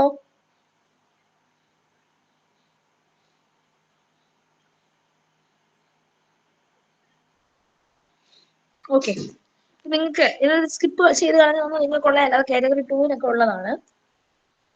Food safety and standard act 2006. Food safety and standard act 2006 ഭക്ഷ്യവസ്തുക്കളുടെ ഗുണനിലവാരം ഉറപ്പുവരുത്തുന്നതിനും സുരക്ഷയ്ക്ക് ആവശ്യമായ മുൻകരുതലുകൾ എടുക്കുന്നതിനും ആവശ്യമായ നിർദ്ദേശങ്ങൾ അടങ്ങിയതാണ് ഈ 2006 നിലവിൽ വന്ന food safety and standard act എന്ന് പറയുന്നത്. ആ ഭക്ഷ്യവസ്തുക്കൾ നല്ല ഗുണനിലവാരമുള്ളതായിരിക്കണമെന്നും സുരക്ഷ, ഭക്ഷ്യവസ്തുക്കൾ കഴിക്കുമ്പോൾ ഫുഡ് പോയിസൺ ഒക്കെ വന്നു കഴിഞ്ഞാൽ മരണം വരെ സംഭവിക്കാല്ലേ, അങ്ങനെയൊന്നും ഉണ്ടാവാതിരിക്കാൻ വേണ്ടിയുള്ള മുൻകരുതലുകൾ എടുക്കുന്നതിനൊക്കെ ആവശ്യമായിട്ടുള്ള ഒരു നിയമമാണ് ഏത്? Food safety and standard act 2006. ഇത് 2006 നിലവിൽ വന്നത്. 2011 ഈ നിയമം വീണ്ടും പരിഷ്കരിച്ചു. അതായത് കുറച്ച് കാര്യങ്ങളൊക്കെ വീണ്ടും പുതുതായിട്ട് ചേർക്കുകയൊക്കെ ചെയ്തു. ഭക്ഷ്യ സുരക്ഷാ നിയമത്തിനും അനുബന്ധ ചട്ടങ്ങൾക്കും വിരുദ്ധമായി പ്രവർത്തിക്കുന്നത് എന്താണ്? ശിക്ഷാർഹമാണ്. ഇനി ഇതിൽ പ്രധാനമായിട്ടുള്ള പോർഷനാണ് ആ സൈഡിൽ കിടക്കുന്ന ബോക്സിനകത്തുള്ളത്. നിശ്ചിത അളവിൽ അനുവദനീയമായ രാസവസ്തുക്കൾ. നമ്മുടെ ആഹാരത്തിന് ഒരുപാട് രാസവസ്തുക്കൾ ചേർക്കാറുണ്ട് നിറങ്ങൾക്കൊക്കെ വേണ്ടിയിട്ട് അല്ലെ. നിശ്ചിത അളവില്, അതായത് കുറഞ്ഞ അളവില് അനുവദിച്ചിട്ടുള്ള കുറച്ച് രാസവസ്തുക്കളാണ് അവിടെ കൊടുത്തേക്കുന്നത്. ഒന്നാമതായിട്ട് ചുവപ്പ് നിറം. പഠിക്കണേ, ഇമ്പോർട്ടന്റ് ആണ്, ഇത് പഠിക്കണം. ചുവപ്പ് നിറം നൽകാൻ വേണ്ടി ഉപയോഗിക്കുന്ന രാസവസ്തുവാണ് carmoisine, erythrosine, ponceau 4R. Carmoisine, erythrosine, ponceau 4R. അപ്പൊ ചുവപ്പ് നിറം നൽകുന്ന രാസവസ്തുക്കൾ ഏതൊക്കെയാണ്? Carmoisine, erythrosine, ponceau 4R. Carmoisine, erythrosine, ponceau 4R. മഞ്ഞ നിറം നൽകുന്നതിന് ഉപയോഗിക്കുന്ന രാസവസ്തുക്കളാണ് ടാർട്രാസിൻ, സൺസെറ്റ് യെല്ലോ. ടാർട്രാസിൻ, അതുപോലെ സൺസെറ്റ് യെല്ലോ, മഞ്ഞ നിറം ടാർട്രാസിൻ, സൺസെറ്റ് യെല്ലോ. നീല നിറം indigo carmine, brilliant blue. Indigo carmine, brilliant blue, നീല നിറം. പച്ച നിറം ഫാസ്റ്റ് ഗ്രീൻ. ഓക്കെ, ചുവപ്പ് നിറം പറഞ്ഞേ. Carmoisine, erythrosine, ponceau 4R. കാർമോസിൻ, erythrosine, ponceau 4R. മഞ്ഞ നിറം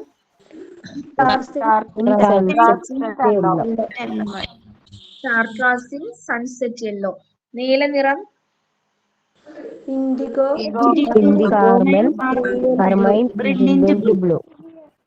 ബ്രില്യന്റ് ബ്ലൂ. പച്ച നിറം ഫാസ്റ്റ് ഗ്രീൻ. ഇമ്പോർട്ടന്റ് ആണ്. ഇന്ന് പഠിച്ച ഭാഗം ഒക്കെ എല്ലാം ഇമ്പോർട്ടന്റ് ആണ്. അതുകൊണ്ട് തന്നെ ഞാൻ നാളെ വരുമ്പോൾ ക്വസ്റ്റ്യൻ ചോദിക്കും. ഇതിനകത്ത് ഇമ്പോർട്ടന്റ് അല്ല എന്ന് പറയാൻ ഒരു പോർഷനും ഇല്ല. അതുകൊണ്ട് നാളെ വരുമ്പോൾ ഞാൻ ക്വസ്റ്റ്യൻ ചോദിച്ചിട്ടായിരിക്കും തുടങ്ങുന്നത്. നന്നായിട്ട് പഠിച്ചിട്ട് വരണം. അടുത്തതാണ് ഭക്ഷ്യവസ്തുക്കളുടെ ഗുണനിലവാരം. ഭക്ഷ്യവസ്തുക്കളുടെ ഗുണനിലവാരം ഉറപ്പുവരുത്തുന്നതിന് വേണ്ടിയിട്ടുള്ള ഒരു ഏജൻസി, ഭക്ഷ്യവസ്തുക്കളുടെ ഗുണനിലവാരം പരിശോധിക്കുന്ന ഒരു ഏജൻസിയാണ് food safety and standard authority of India. Food safety and standard authority of India. എന്താ ഇവർ ചെയ്യുന്നത്? ഭക്ഷ്യവസ്തുക്കളുടെ ഗുണനിലവാരം പരിശോധിക്കുന്നു. ധാന്യങ്ങള്, പഴവർഗ്ഗങ്ങൾ തുടങ്ങിയവയുടെ ഭാഗികമായിട്ട് സംസ്കരിച്ച, ഇപ്പം സെമി കുക്ക്ഡ് ആയിട്ടുള്ള വെർമസെലി പോലുള്ള ഭക്ഷ്യവസ്തുക്കളുടെയൊക്കെ ഇപ്പൊ ഒരുപാട് സെമി കുക്ക്ഡ് ഫുഡ് ഉണ്ടല്ലേ, ഇവയുടെയൊക്കെ ഗുണനിലവാരം ഉറപ്പുവരുത്തിയിട്ടുണ്ട് എന്നതിന്റെ മുദ്രയാണ് ഈ സൈഡിൽ കാണിച്ചിട്ടുള്ളത്. നിങ്ങൾ ഇങ്ങനത്തെ ഫുഡൊക്കെ വാങ്ങുമ്പോൾ ധാന്യങ്ങള്, പഴവർഗ്ഗങ്ങള്, അതുപോലെ വെർമസെലി പോലുള്ള ഭക്ഷ്യവസ്തുക്കളുടെയൊക്കെ പാക്കറ്റ്സ് ഒക്കെ വാങ്ങിക്കഴിയുമ്പോൾ ഈ ഒരു മാർക്ക് കൊണ്ടുവന്ന് നോക്കണം. അക്മാർക്ക് എന്നാണ് ഞാൻ പറയുന്നത്. അക്മാർക്ക്, ഈ സൈഡിലുള്ള വെമ്പളം അങ്ങനെ ഉണ്ടെങ്കിൽ അതിന്റെ അർത്ഥം ഇത് ഗുണനിലവാരം ഉറപ്പുവരുത്തിയിട്ടുള്ള ആഹാരമാണ് എന്നാണ്. അപ്പോ ഭക്ഷ്യവസ്തുക്കളുടെ ഗുണനിലവാരം നിലനിർത്തി എന്നുള്ള മുദ്രയാണ് അക്മാർക്ക് എന്ന് പറയുന്നത്. അത് പരിശോധിക്കുന്നത് food safety and standard authority of ഇന്ത്യയാണ്. ഓക്കെ, ക്ലിയർ ആണോ?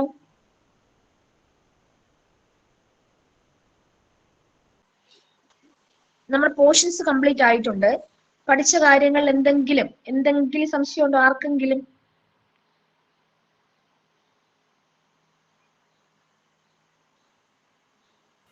മിസ്, ഞാൻ ഫുഡ് സേഫ്റ്റിയുടെ ഇപ്പം കാണിച്ച ഇതൊന്നും കൂടി ഒന്ന് കാണിക്കുവോന്ന്? അക്മാർക്കിന്റെ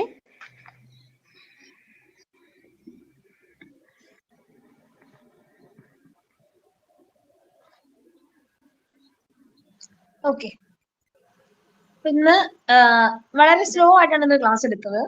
നാളെ ഒരിച്ചിരിയും കൂടെ, അതായത് ഇന്ന് ഭയങ്കര സ്ലോ ആയിട്ടാണ് എടുത്തത്, എനിക്കറിയാം, ഫസ്റ്റ് ക്ലാസ് ആയതുകൊണ്ടാണ്. അപ്പൊ നാളെ ആകുമ്പോൾ ഒരിച്ചിരിയും കൂടെ നിങ്ങൾ ശ്രദ്ധിച്ചൊക്കെ ഇരിക്കണം. നമുക്ക് ഒത്തിരി പഠിക്കാനുണ്ട്, ഒത്തിരി ഇമ്പോർട്ടന്റ് ആയിട്ടുള്ള ഒരുപാട് പോർഷൻസ് കവർ ചെയ്യാനുണ്ട്. ഓക്കെ, അപ്പം ഇന്ന് പഠിച്ച ഭാഗങ്ങളുമായിട്ട് ബന്ധപ്പെട്ട കുറച്ച് ക്വസ്റ്റ്യൻസ് നേരത്തെ പഠിച്ചവർക്കൊക്കെ അറിയുന്നത് തന്നെയാണ്. ക്വസ്റ്റ്യൻസ് ഒക്കെ പ്രീവിയസ് ക്വസ്റ്റ്യൻ പേപ്പറിൽ ഉണ്ടായിരുന്ന കുറച്ച് ചോദ്യങ്ങൾ ഡിസ്കസ് ചെയ്യാൻ വേണ്ടി പോവുകയാണ്. ജസ്റ്റ് ഒന്ന് പറയാൻ വേണ്ടി പോവുകയാണ്. നിങ്ങൾ ചെയ്യേണ്ടത് എന്താ? യെസ്, ഒരു സംശയം ചോദിച്ചോട്ടെ. ശ്വേത രക്താണുക്കൾ കുറയുന്നത് മൂലം ഉണ്ടാകുന്ന രോഗത്തിന്റെ പേരെന്താ? ലൂക്കോപീനിയ. കൂടുന്നത് ലുക്കീമിയ, രക്താർബുദം. കുറയുന്നത് ലൂക്കോപീനിയ. ഓക്കെ, വിറ്റാമിനുകളുമായി ബന്ധപ്പെട്ട് ശരിയായ പ്രസ്താവന ഏത്? ആൻസർ വിളിച്ച് പറയരുത്. നിങ്ങൾക്ക് അറിയാം എന്ത് ചെയ്യണം? കമന്റ് ചെയ്യണം കേട്ടോ. ആരും വിളിച്ച് പറയരുത്, കമന്റ് മാത്രം ചെയ്യണം. എങ്കിലേ എല്ലാവർക്കും അവസരം ഉണ്ടാവുള്ളൂ. വിറ്റാമിനുകളുമായി ബന്ധപ്പെട്ട് ശരിയായ പ്രസ്താവന ഏത്? വിറ്റമിൻ സി കൊഴുപ്പിൽ ലയിക്കുന്നു. വിറ്റമിൻ എ വെള്ളത്തിൽ ലയിക്കുന്നു. എല്ലുകളുടെയും പല്ലുകളുടെയും ശരിയായ വളർച്ചയ്ക്ക് വൈറ്റമിൻ ഇ സഹായിക്കുന്നു. വേവിക്കുമ്പോൾ പഴങ്ങളിൽ നിന്നും പച്ചക്കറികളിൽ നിന്നും വിറ്റമിൻ സി നഷ്ടപ്പെടുന്നു. ഇതിനുള്ള ഉത്തരങ്ങൾ കമന്റ് ചെയ്യാം.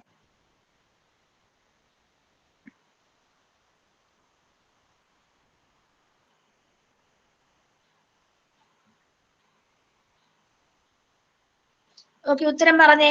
ഏതാണ്? വേവിക്കുമ്പോ പഴങ്ങളിൽ നഷ്ടപ്പെടുന്നു. ശരി ഉത്തരവാണ് നിങ്ങൾ പറഞ്ഞത്. കാഴ്ച ശക്തിയെ സ്വാധീനിക്കുന്ന വിറ്റമിൻ വിളിച്ച് പറയരുത്. കുറച്ച് കഴിയുമ്പോൾ വിളിച്ച് നമ്മളെ ടെൻഡൻസി വരും. കമന്റ് മാത്രം ചെയ്യണം. Vitamin A, vitamin B, vitamin C, vitamin D. ഏതാണ്? Vitamin A. വിറ്റമിൻ എ ആണ്. ഓക്കെ. ശരീര നിർമ്മിതിക്കും വളർച്ചയ്ക്കും സഹായിക്കുന്ന പോഷക ഘടകം?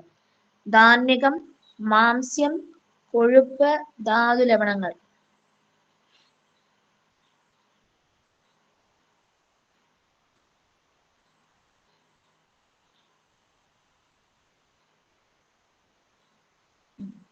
കുറച്ചുപേര് എ പറയുന്നുണ്ട്, ബി പറയുന്നുണ്ട്.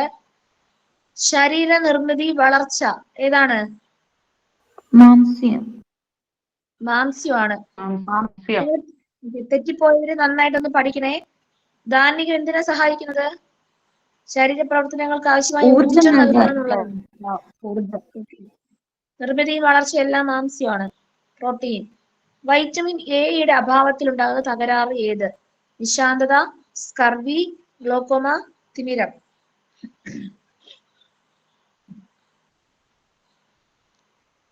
സിമ്പിൾ ആയിട്ടുള്ള ചോദ്യമാണ്. ഉത്തരം ഏതാ?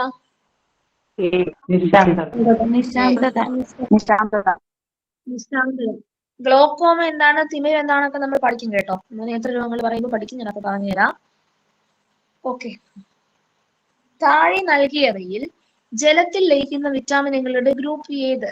താഴെ നൽകിയവയിൽ ജലത്തിൽ ലയിക്കുന്ന വിറ്റാമിനുകളുടെ ഗ്രൂപ്പ് ഏത്? Vitamin E, vitamin C, vitamin K, vitamin D, vitamin B, vitamin A, vitamin B, vitamin C.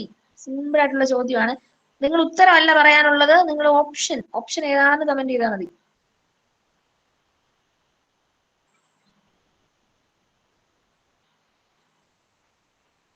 എല്ലാരും ശരിയായിട്ടാ പറഞ്ഞത്. ഏതാണ്? വിറ്റാമിൻ ബിയും vitamin C.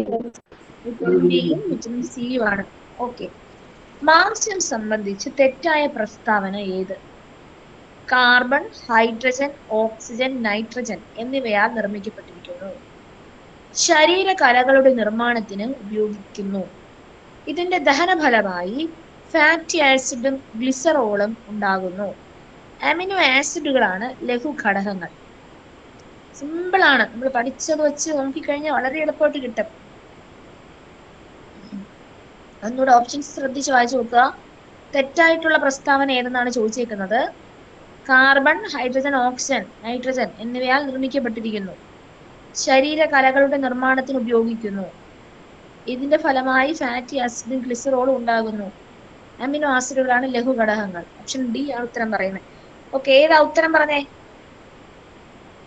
Amino acid ലഘുഘടകം. C അല്ലേ മിസ്സേ? ഇതിന്റെ മാംസ്യത്തിന്റെ ലഘുഘടകം അമിനോ ആസിഡ് അല്ലേ?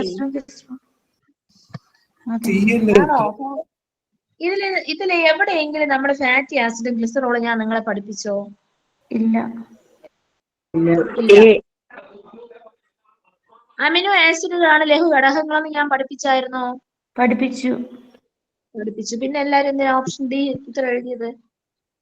കാർബൺ, ഹൈഡ്രജൻ, ഓക്സിജൻ, നൈട്രജൻ എന്നിവയാലാണോ മാംസം നിർമ്മിക്കപ്പെട്ടിരിക്കുന്നത്? അതെ. അതെ.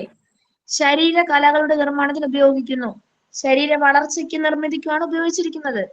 ശരീരകലകൾ എന്ന് പറയുമ്പോൾ നമ്മുടെ ശരീരത്തിലെ കലകള്, കോശങ്ങള്, കലകള്, അവയുടെ നിർമ്മാണത്തിന് ഉപയോഗിക്കുന്നു. അമിനോ ആസിഡുകളാണ് ലഘുഘടകങ്ങൾ. ഞാൻ അതുകൊണ്ടാണ് ഇതെല്ലാം പ്രധാനമായിട്ടും പഠിക്കണമെന്ന് പറഞ്ഞിട്ടുണ്ടായിരുന്നത് ഇതിന്റെ ദഹനപരമായി ഫാറ്റി ആസിഡും ഗ്ലിസറോളും ഉണ്ടാകുന്നു എന്നുള്ളതാണ് ഉത്തരമായിട്ട് വരുന്നത്, തെറ്റായിട്ട് വരുന്നത്. കുഴപ്പമില്ല, തെറ്റിയൊരു കുഴപ്പമില്ല, പഠിച്ചാൽ മതി. നിങ്ങൾ ചോദ്യം കൃത്യമായിട്ട് വായിച്ച് മനസ്സിലാക്കാത്തത് കൊണ്ട് മാത്രം ഉണ്ടാകുന്നതാണ്. പലപ്പോഴും ഉത്തരങ്ങൾ തെറ്റിപ്പോകുന്നതിനുള്ള പ്രധാന കാരണം ഒന്ന്, ക്വസ്റ്റ്യൻ വായിക്കാതെ എടുത്തു ചാടും, ഇതൊക്കെ കൊണ്ടാണ് കേട്ടോ. താഴെ തന്നിരിക്കുന്നവയിൽ താരതമ്യേന വൈറ്റമിൻ സി ഏറ്റവും കൂടുതലുള്ള വിഭവം ഏത്? ഉണക്കമീൻ, ഉണക്കമുന്തിരി, കോഴിയിറച്ചി, തക്കാളി. ക്വസ്റ്റ്യൻ ശ്രദ്ധിക്കുക, താരതമ്യേന കൂടുതലുള്ളതെന്നാണ്. മറ്റുള്ളതിലും ഉണ്ടാകും, ഉള്ളതിൽ കൂടുതൽ ഏതിന്?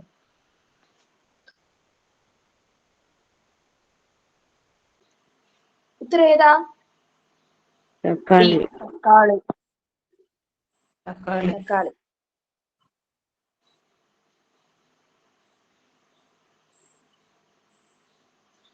നാം കഴിക്കുന്ന ആഹാരത്തിലെ പോഷക ഘടകങ്ങളിൽ പ്രധാനമായും ഊർജം ലഭിക്കുന്നത് ഏതിൽ നിന്നെല്ലാമാണ്? ധാന്യകം, ജീവകം, ധാതുക്കൾ, ധാന്യകം, കൊഴുപ്പ്, മാംസ്യങ്ങൾ, ധാന്യകം, ജലം, മാംസ്യം, ധാന്യകം, ജലം, ധാതുക്കൾ. ഇത് ഞാൻ കൃത്യമായിട്ട് പഠിപ്പിച്ചതാണ്.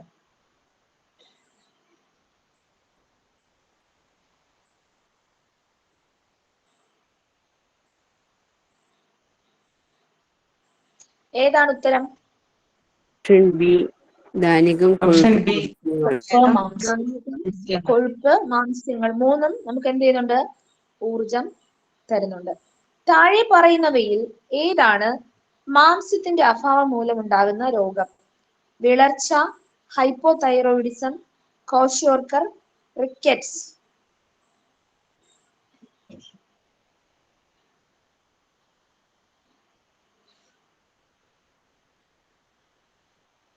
ഏതാണ്? കോഷ്യോർക്കർ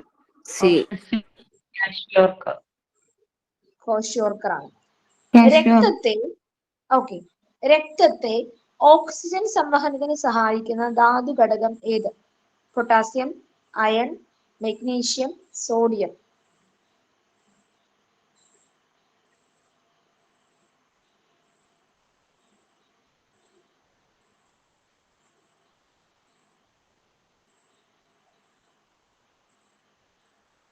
ഏതാണ്? അയൺ. അയണാണ്. ഓക്കെ. ധാന്യകത്തിന്റെ ലഘുവായ രൂപങ്ങളിൽ ഒന്നാണ് fatty acid, glycogen, glucose, glycerol. ധാന്യകത്തിന്റെ ലഘുരൂപം ഏതെന്നാണ് ചോദിച്ചിരിക്കുന്നത്.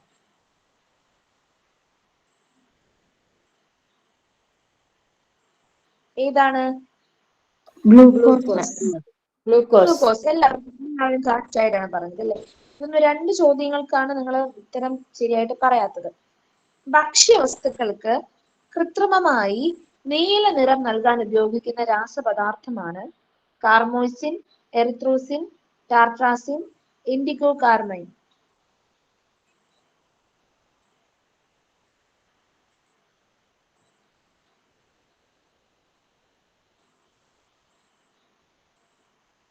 ഉത്തരേതാ?